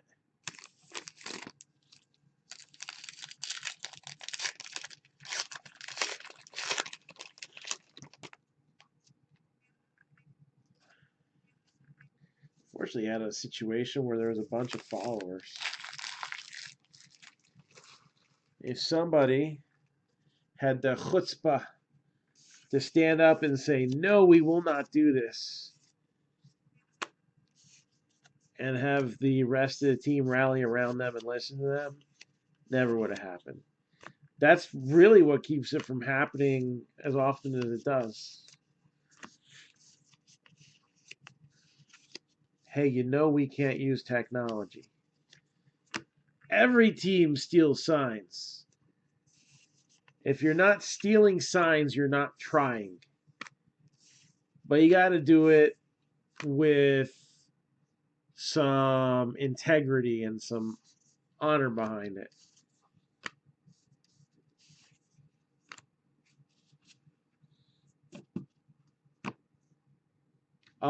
Yeah, the Astros developed a system where when instant replay got added as a rule, there's monitors in the stadium that in the replay room that they use to determine if a replay call is going to be needed. All right, an overturned call or whatever. Now there's monitors, guys, and there's people from Major League Baseball in the room to kind of make sure that no shenanigans are going on. But at first, there wasn't. They would have players in there watching signs in real time. Now, there's some players, some pitchers only use one set of signs when there's a runner on first. Some will use two. The fact that anybody would ever use alternate signs, either when a runner's on first or when there's runners on second and third, tells you runners have been stealing signs for years.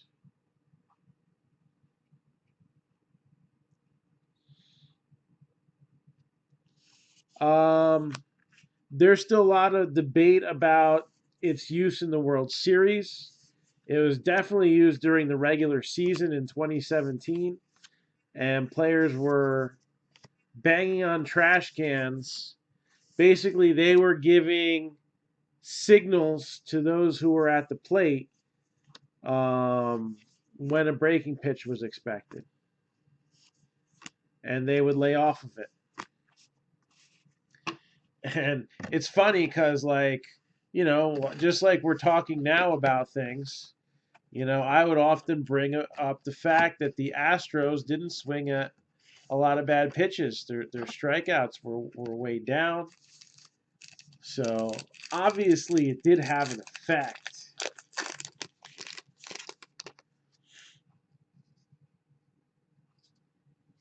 But everybody points to the home and away splits for the World Series, but I don't know if the trash can thing was prevalent during it.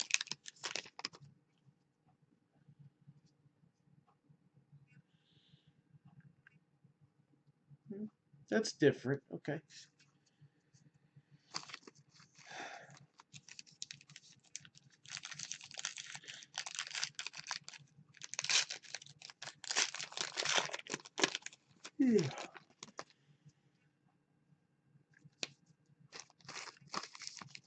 So we are plugging along here, busting open Heritage. A few other side boxes here to spice things up a little bit. Reese Hoskins is a high number card.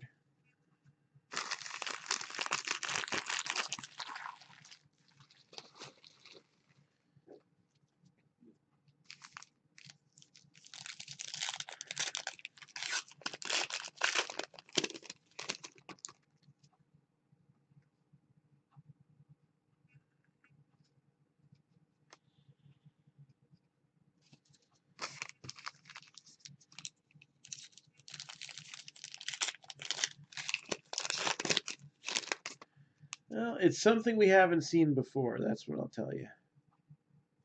Not this year, anyway. We've seen it before, but not this year. And we've seen a lot out of this year.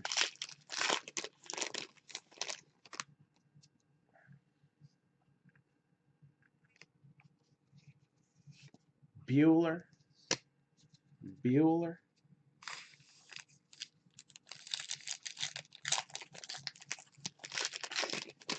Yeah, well, the thing in the World Series were there using buzzers, and MLB Network did a real good shot of them, of Jose Altuve, a good still shot where his jersey was as tight as possible on him, and it didn't look like there was anything there.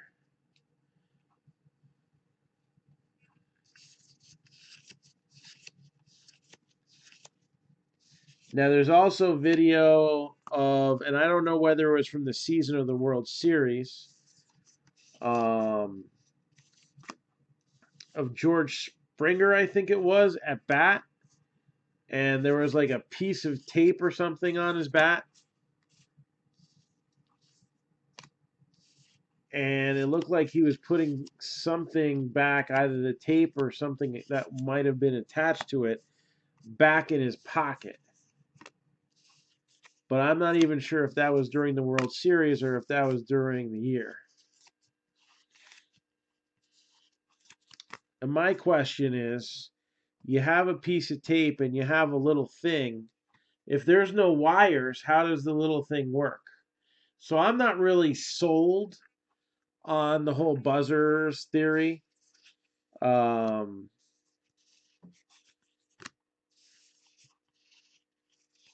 That YouTube video didn't convince me that that happened ever. Because again, how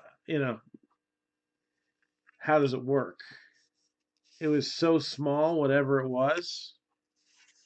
Got Gavin Lux. Let's give that a little 1 cent love.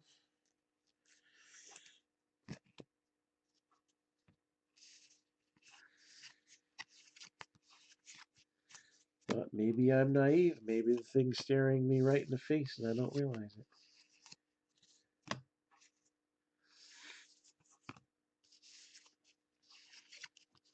Yeah, and I haven't seen any video that has proven that to me yet. Again, I've seen to the contrary, when they were suspected of using buzzers, and it didn't look like they were there. So we got a Matt Chapman relic. And it's one of the hand-numbered ones, 6 out of 99. So 6 out of 99, Matt Chapman. It's a cool one right there.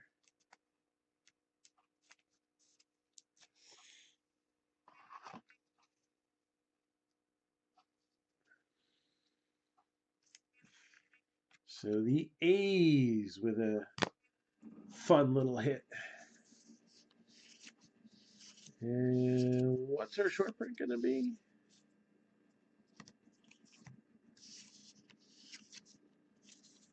Rafael Devers. Action.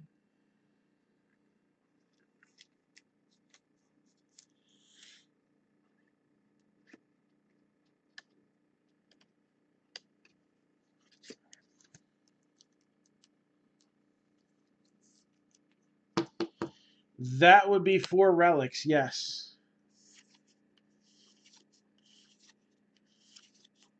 So I feel like we're due.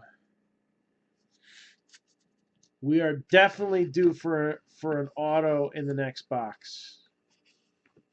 Definitely. Because the next box is going to have 6 of them. Because it's Leaf Metal Draft. Maybe Heritage will surprise us too.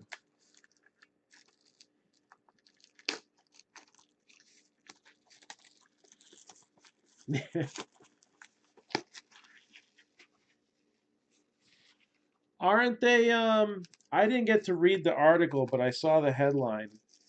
Aren't they changing the rules of punishment for pitchers and foreign substances on the baseball? Not that it matters because it's hard enough to enforce. All right, we're going to start off with Yankee pitching prospect T.J. Sikema.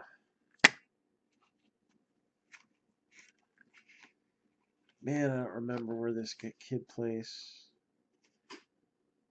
Is it we got a throwback leaf design, 20 out of 50, Logan Davidson. Now, I know these guys are in MILB, so I don't have to hunt far. I just go to MILB.com and type in their names. So, Logan Davidson. And that would be the A's. So, Logan Davidson would be the A's. Red Sox, Matthew Lugo, 22 out of 50. And we got another Leaf throwback design.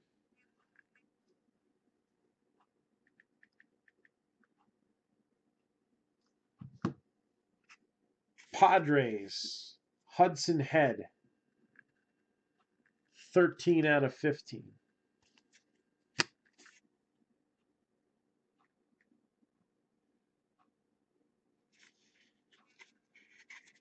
Phillies, Bryson Stott, 35 out of 50.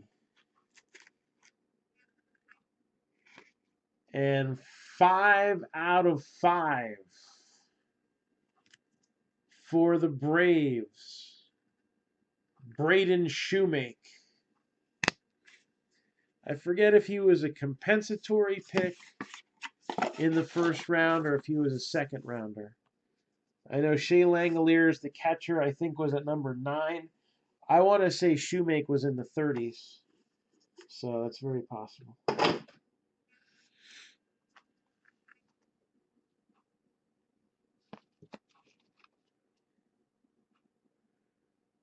All right. I feel like Heritage is gonna go off with a bang at the end. So this is what I'm gonna do. Let's open up the other box of Elite Extra Edition. I think Heritage has got something big for us to see. Huge. So I'm going to go with this for right now.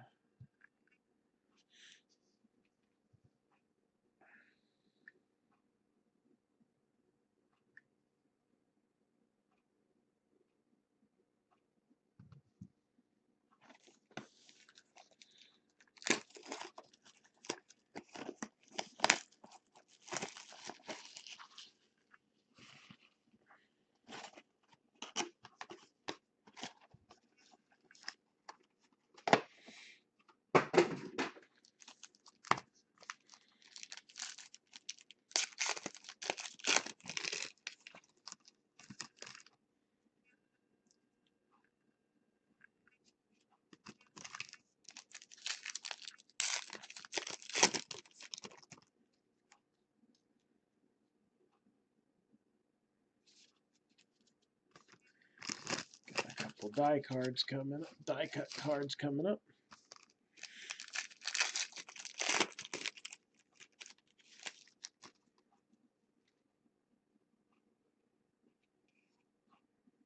Got one of those.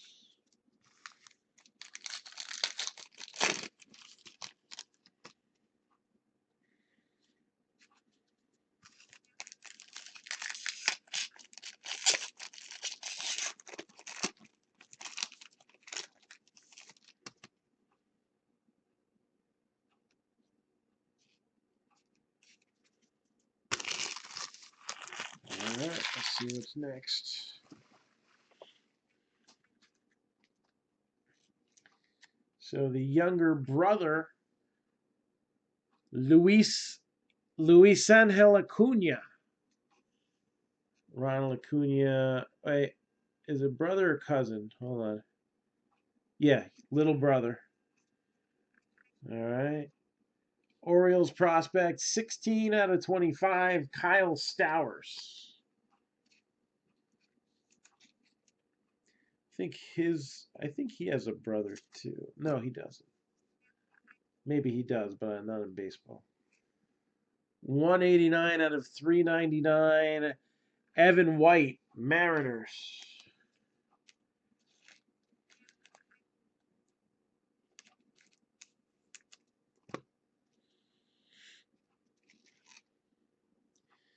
And out of the DPL, Anutis Marc-Down.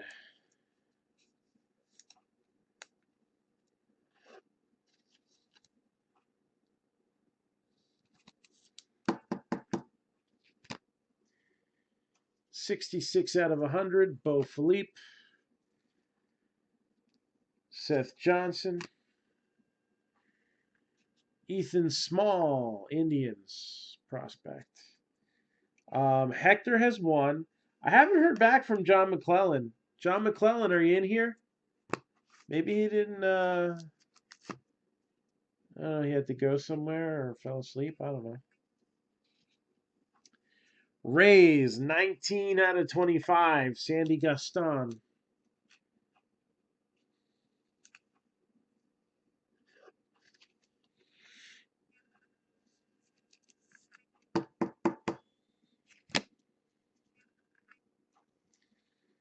And Nationals, Matt Cronin.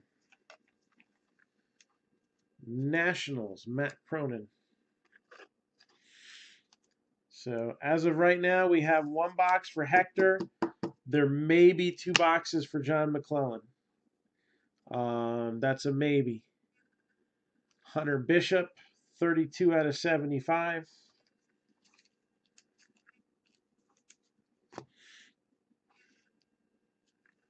Got Jacob Sanford, Jose Fralin Alcantara.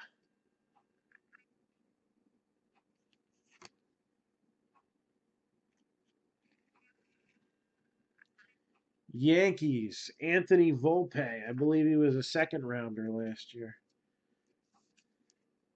Oh no, 30th overall pick. He was a first rounder.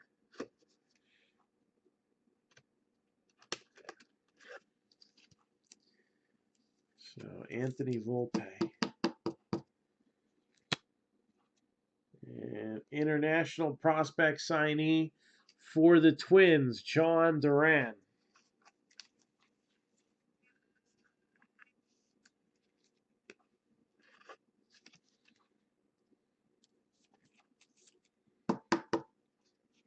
'83 out of 99, Yankees, Anthony Volpe.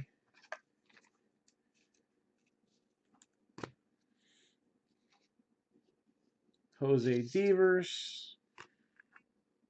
Elizual Chalas, 10 out of 75.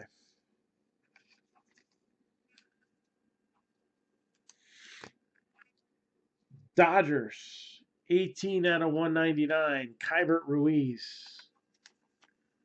Sorry, 16 out of 199.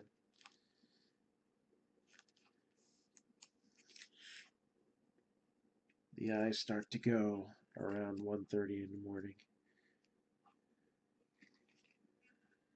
And Raybel Rosso out of the DPL.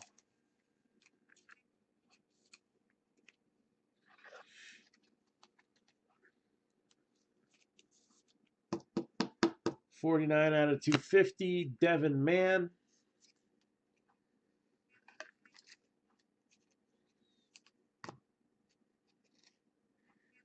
Tristan English. And Tyler Callahan.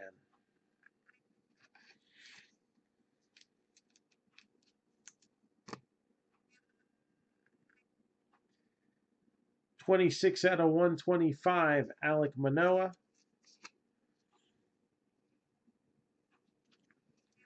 Sherton Apostle, Rangers. So he was a free agent signing from Curacao a couple of years ago.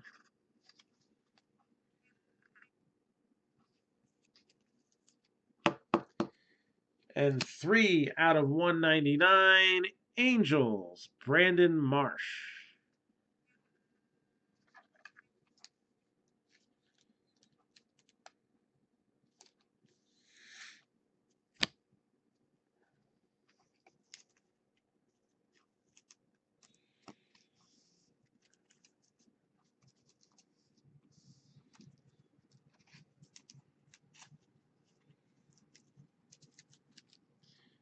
So we'll put that in there. And now we got 2 more boxes of Heritage.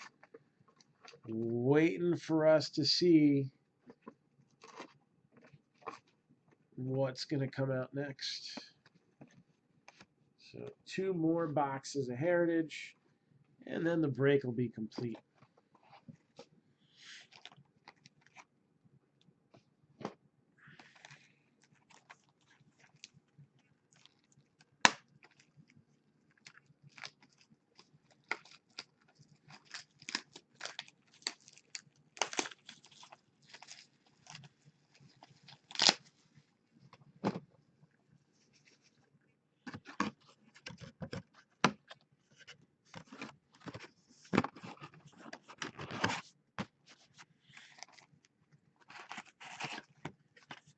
I can't be too relaxed.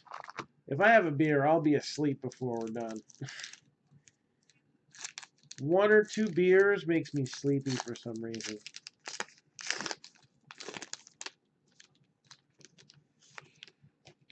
Tom Grieve. Is that Ben Grieve's father? I wonder. It's a rookie card, a 198 hitter his rookie season. 9 extra base hits and 116 at-bats. Meh.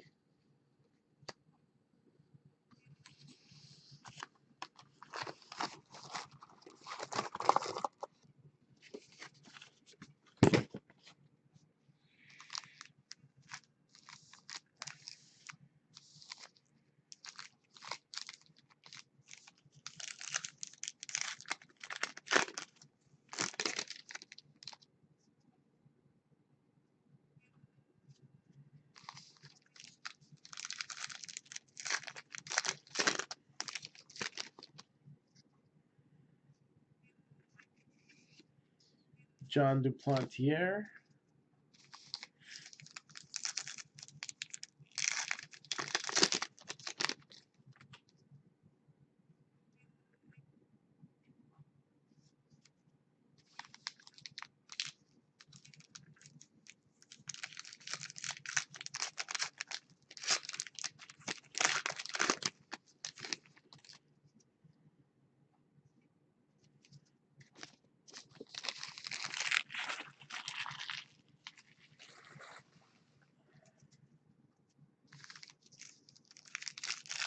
And we're on box number 5 in this half case break. So this one and one more take us through the first break. And just leave me a message on Messenger if you definitely know you're keeping or dropping your teams, so then I can get right to work on that tomorrow.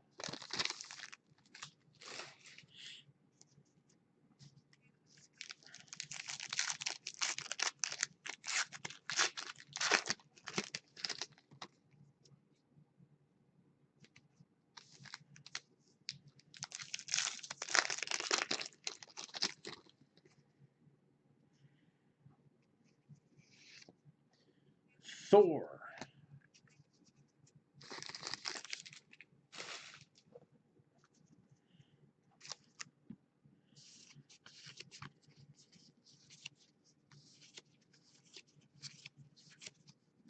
All about that base, about that base.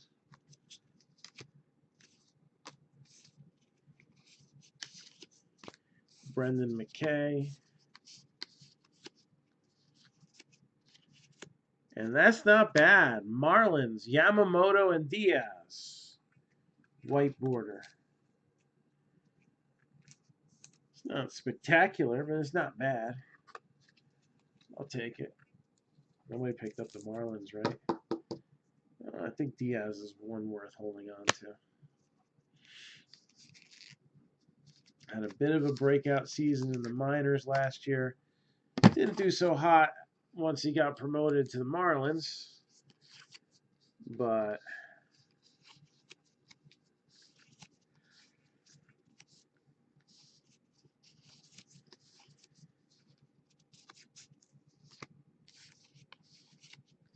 so again, Brandon Nimmo cleared to play after having issues with, I guess, an irregular heartbeat. And after some monitoring and all that good stuff, he was ready to go.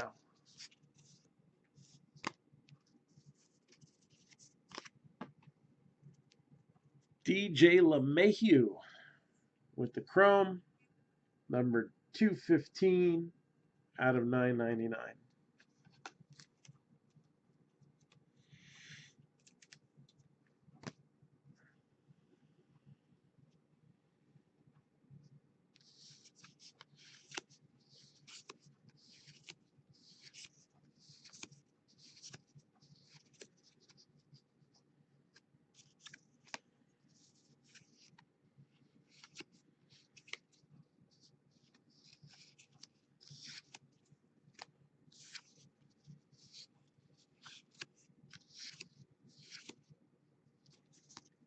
And that's a wrap for that stack. And we end with a Bo Bichette rookie card. That's not horrible.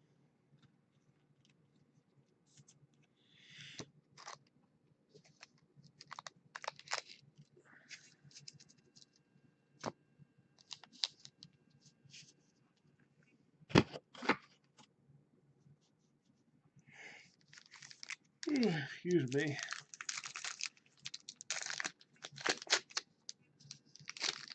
So we continue to rock and roll here. Got Eddie Rosario, the Twins. Part of that big barrage of record-breaking home runs in Minnesota. Had 32 last year. I feel like he's a guy who's perennially underrated.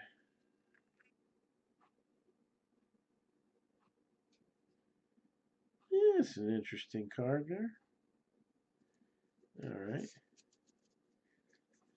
A little spin on something.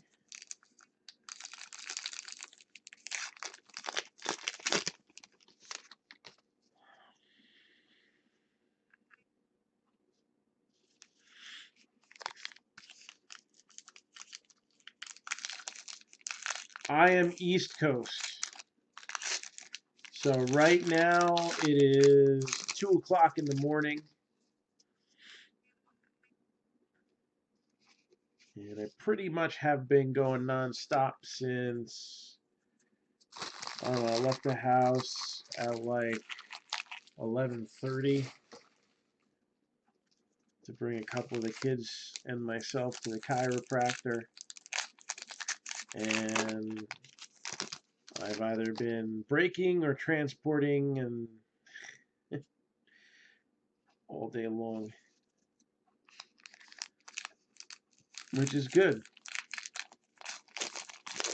I am very happy with that.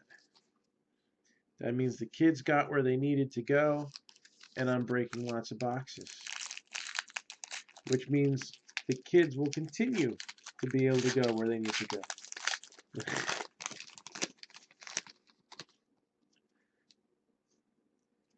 Got Josh Bell here, had a breakout year.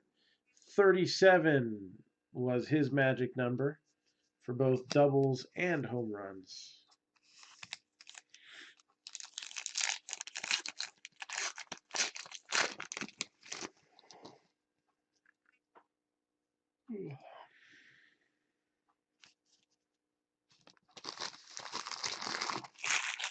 All right. Rock and roll.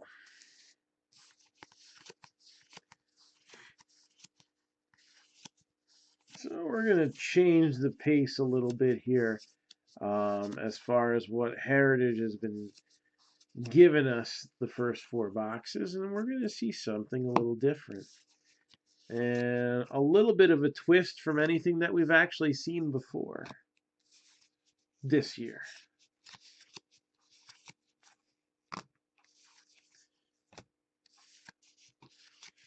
I know. Some of you are thinking, oh, this is the red ink. He hits one every year. Last year it was Shohei Ohtani. Well, I don't know about that. Not yet. We still got some more cases to go through.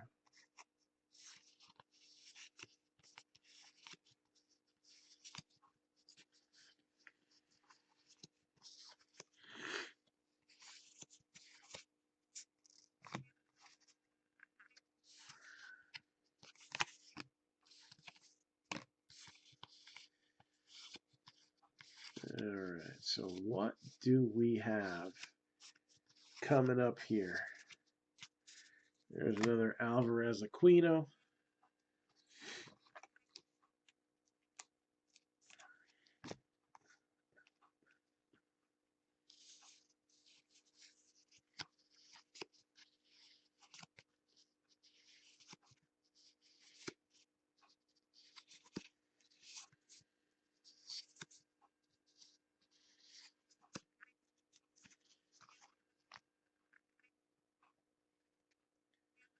So we got a throwback auto.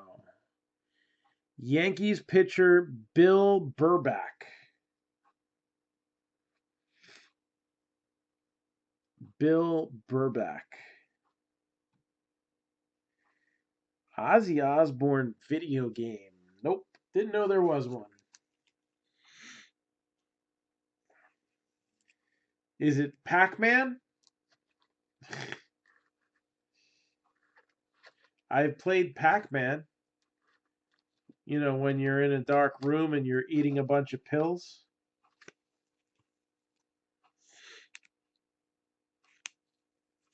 I don't know if that's what you're talking about, though. So, Bill Burback.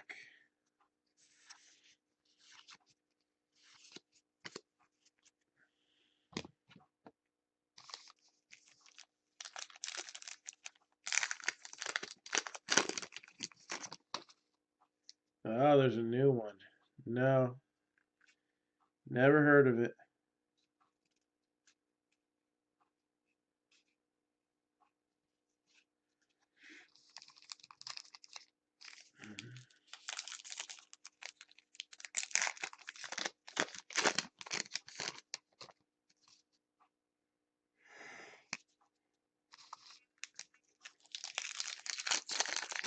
Wasn't Pinball Wizard the Who?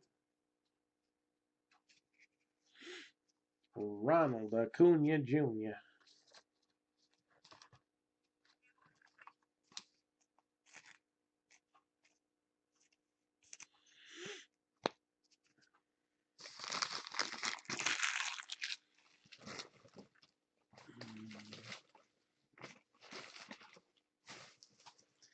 think I might need another garbage can before we're done.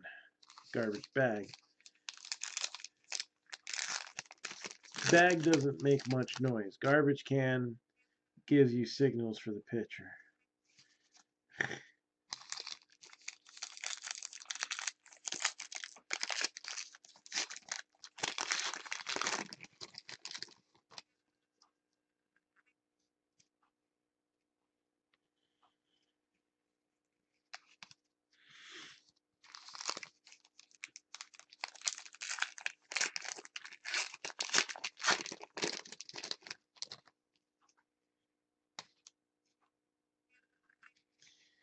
And we got Yu Darvish, the high number card.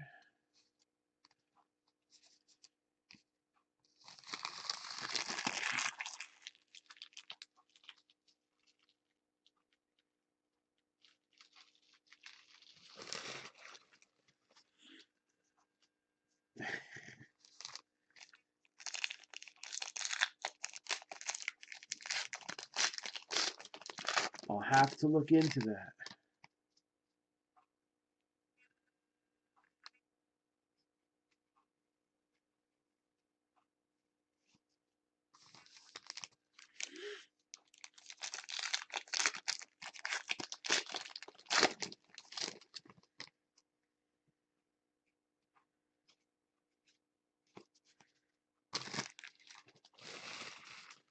All right, we're going to finish off box number 5 right here and now. And then we'll have one more.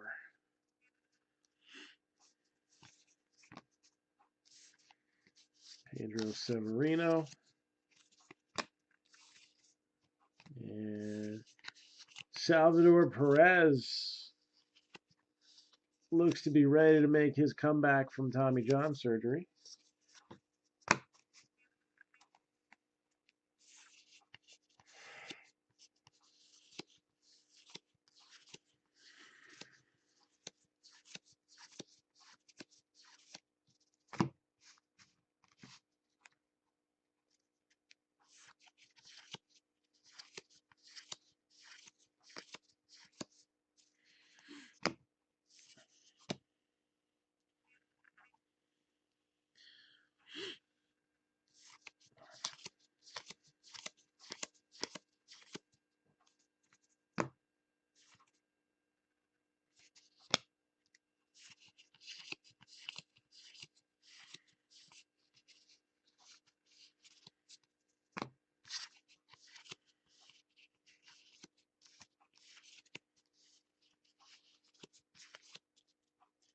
Nico Horner and Albert Alzolay.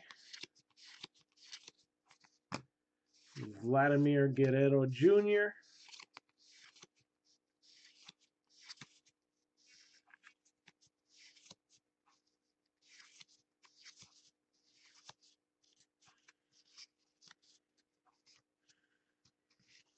All right.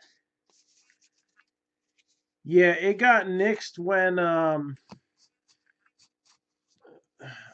there were some issues with the Mookie Betts deal. And there were some salary restrictions that the Dodgers were having. So they had made that deal with Jock Peterson. And because the Mookie Betts deal was getting hung up, the Jock Peterson trade was never made official.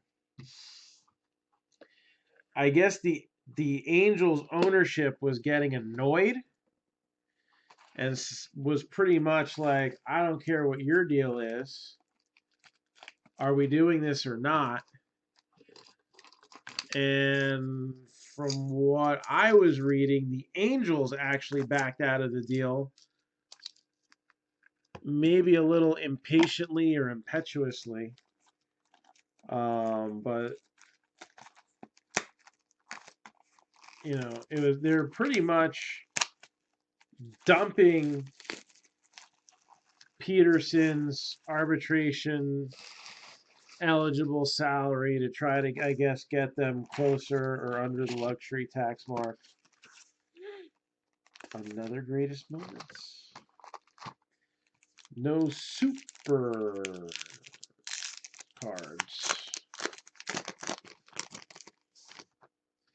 And it's Brooks Robinson. So they were dumping him for Luis Rengifo. You know, somebody couldn't really hit. So he was like the exact opposite of Jock Peterson. But he could play multiple infield positions. And it just didn't happen. Just didn't happen.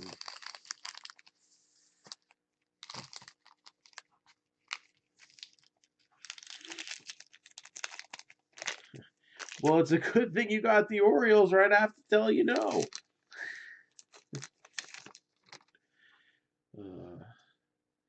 Hey, at least in your hunt for Adley, you're getting some consolation prizes along the way.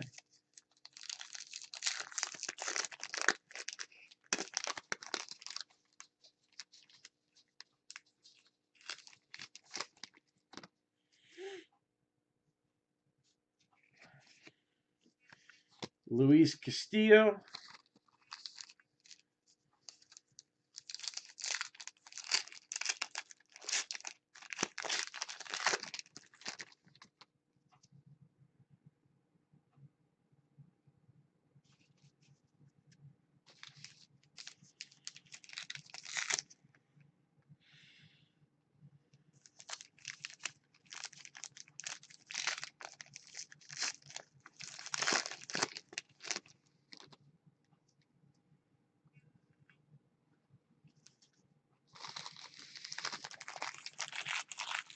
So again, this is the final box for this break. Hector, are you still awake?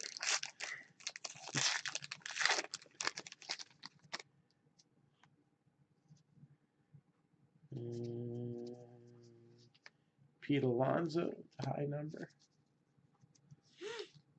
Hector does have one more personal box.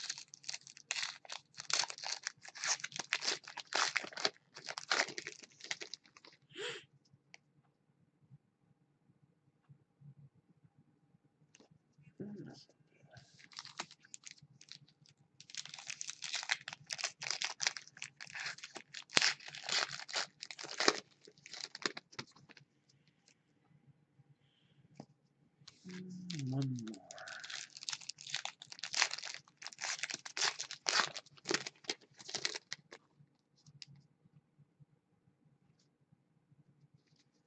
And a little Bryce baby.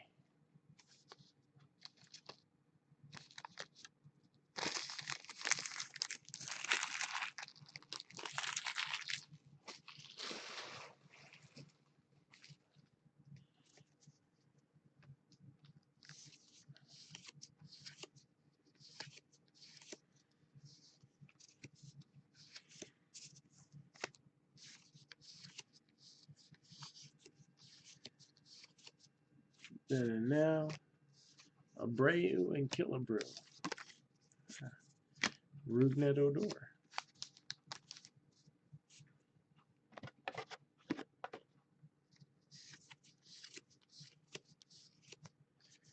Yamamoto and Diaz. Chris Paddock, and that is a white border. Again, they're not super scarce. They come one in every couple boxes. But it's better than nothing, right?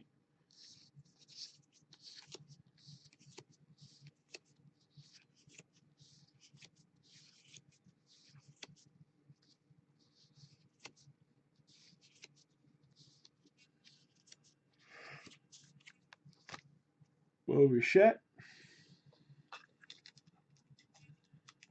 1 cent love there.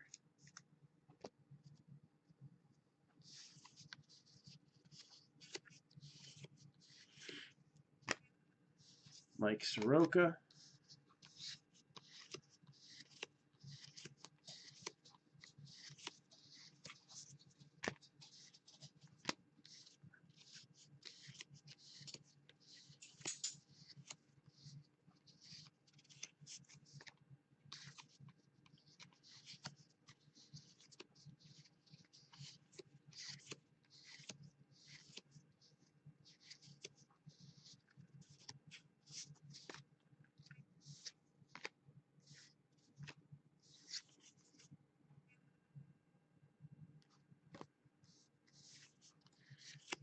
that's a wrap for that stack. So I'm expecting one short print and then one hit. We'll see what we got. The dog wants in her other bed because she spent all day sleeping in one and now needs to go to the other. So bear with me just a second. It'll give me a... I'm going to bust my butt on all these packs that spilled out. Give me a minute to switch the garbage bag too. Go ahead, Mickey.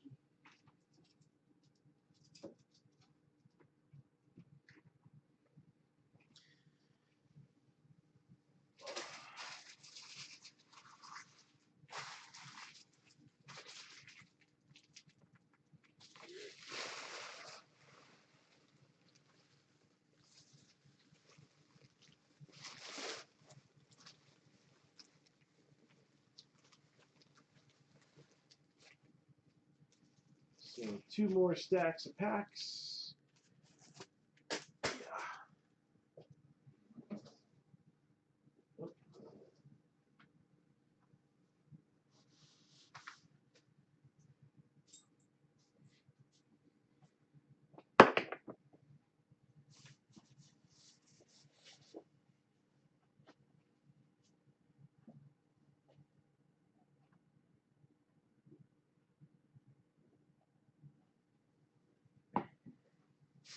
All right.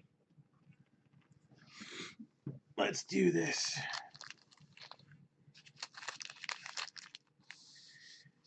Get a little sip of my drink as well.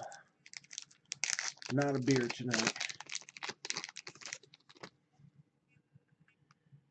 After having McDonald's, ginger ale works better.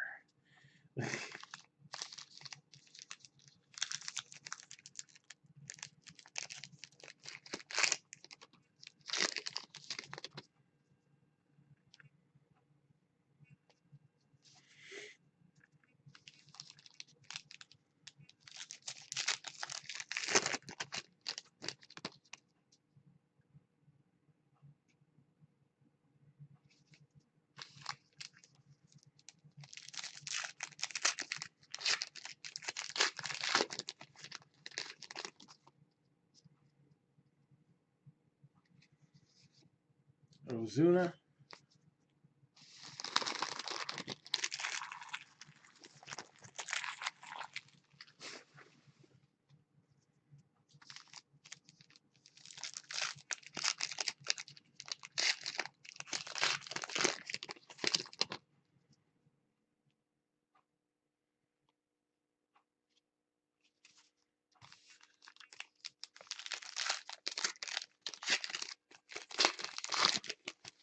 So we got our hit in here.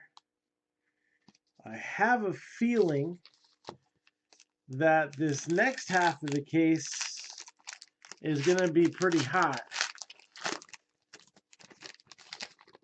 5 relics versus 1 auto so far. So I do think we're going to see 2 autographs. It's not guaranteed, but I think it's more likely 2 autographs instead of 1. And we didn't have a hot box yet.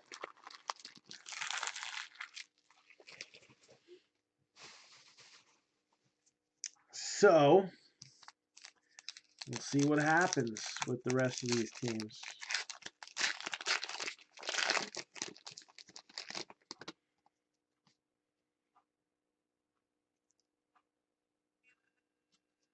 That's a cool one. And correct me if I'm wrong, have we only had action parallels? Have we had any others yet? We had 1 French. Alvarez and Aquino. So I don't think we've had any SSPs. French, well, they come, I think 1 or 2 in a case. How hard are the French parallels? Yeah, 1 in a case. 1 in every 243. Oh, yeah, we did have a mini, too. Minis are 1 in every 457 packs. So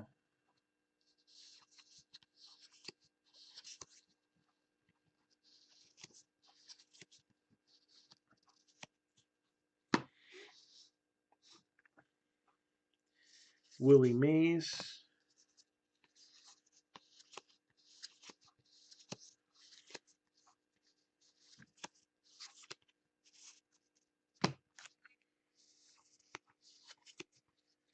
In the other case, we had a missing signature, a silver, and I think we had at least one more different kind of one, didn't we?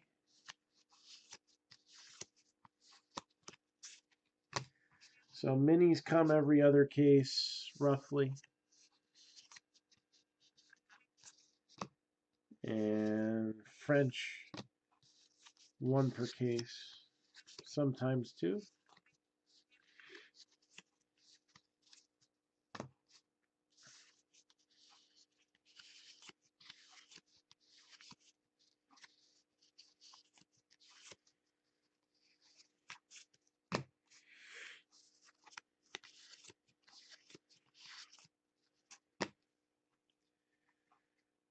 And Indians, Jose Ramirez. Jose Ramirez, Clubhouse Collection relic.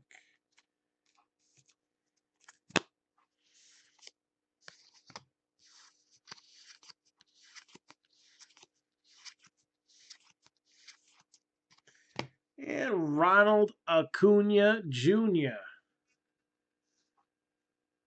Action.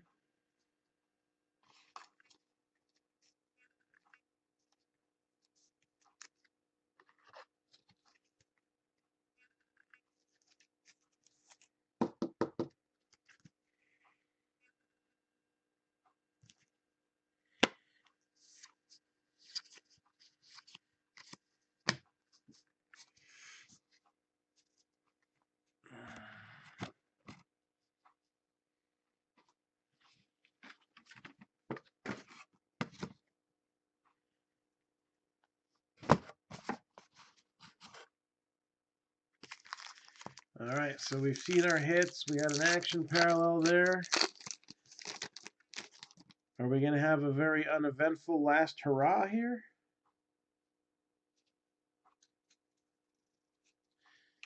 Oh, we also had a flip stock in the other case.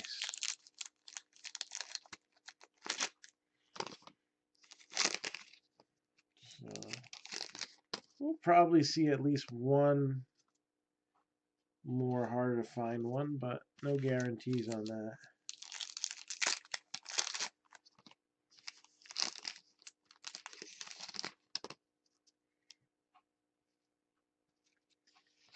Justice Sheffield.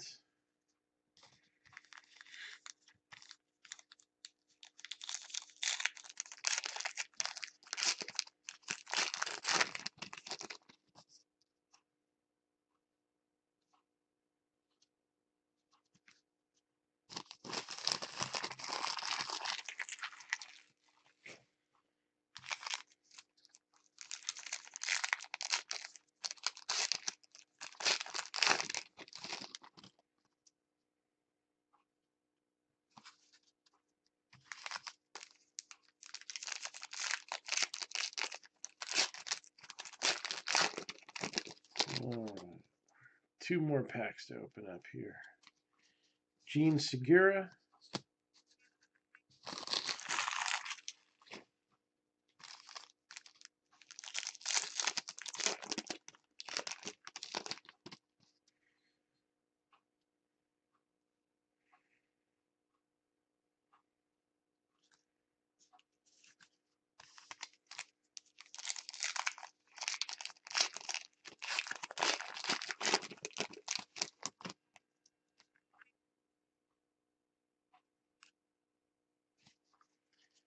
And here we go.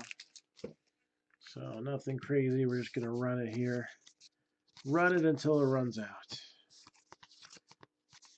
So we're going to do a hit recap.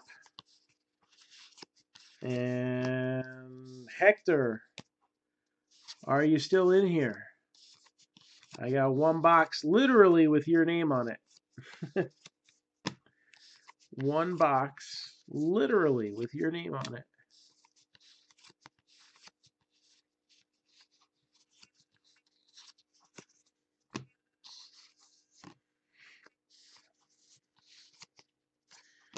Gavin Lux. Oh, I'm out of sleeves. I can open a pack in a minute. And if we have any other requests for personals, John McClellan, if you're in here, let me know.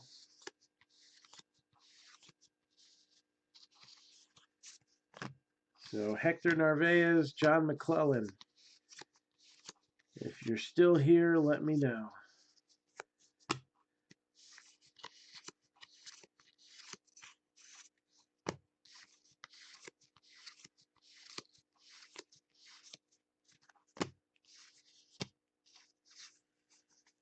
Josh Hader.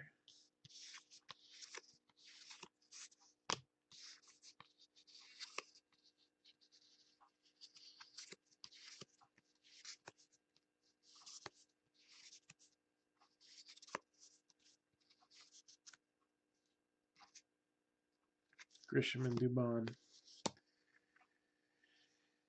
All right. Let's leave that Gavin Lux. So recap time, and if anybody else is looking for anything, let me know now. Otherwise, tomorrow's another day. Although we won't be here most of the day. We'll be gone most of the day. But I'll be back later on in the evening, and we can have some fun with Heritage, Elite Extra Edition, and Leaf Metal Draft all over again.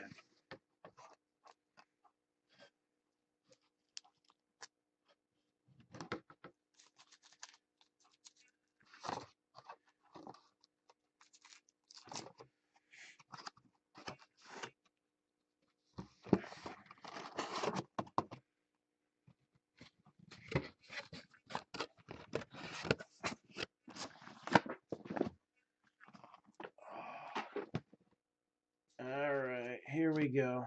We'll include some honorable mentions too. Obviously, it's important to include those short print cards. We do have points up for grabs. Again, they do count as a hit. 50th anniversary stamped Louis Tiant. I just find that's cool. Goes to the Twins. Braves, Acuna Jr., Action Parallel. Got White Parallel, Yamamoto and Diaz. Numbered to 199, Angels, Brandon Marsh. Rangers, Sherten Apostle. Dodgers to 199, Keibert Ruiz. Twins, John Duran. Yankees, Anthony Volpe. Nationals, Matt Cronin. Number to 25, Sandy Gaston. Rays. Braden Shoemake, number to 5. Braves. Phillies, number to 50. Bryson Stott. Hudson Head, number to 15. I believe he was the Padres. Matthew Lugo, number to 50. I don't remember who he was. I think he was the Red Sox. Logan Davidson, number to 50. I can't remember who he was either.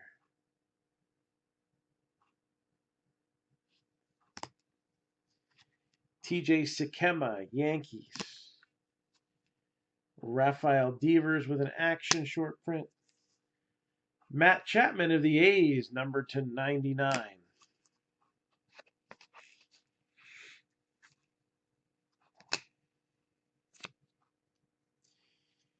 Gabriel Montero, Blue Jays.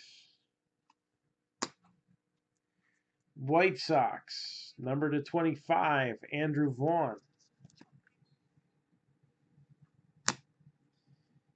Marlins, number to 199, Braxton Garrett. Diamondbacks, Glenn Allen Hill Jr.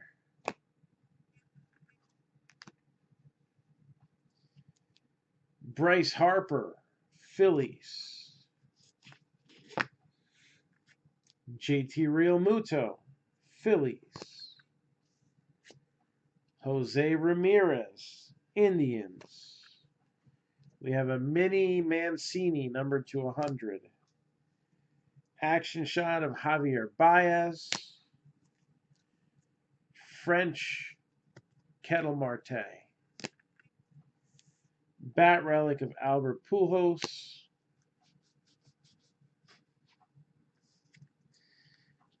Action prints of Aquino and Lux. Number to 25, Andres Jimenez. And Bill Burback of the Yankees. Ones that I'll have to do some research on. Raquelvin Castro. Very possible he was signed because he's an international. Same with Darius Lorenzo. I feel like we've pulled John Diaz before. I don't remember what team he's on, though. If I had to guess, I think I know, but I don't want to guess. Nolan McLean, number to 99. He could have been signed. He's out of high school. And then these two are probably not, and they'll probably go in the skunk bonus. We'll have to make sure. But we've got a Nudis Morgan and Rehebel Rosso.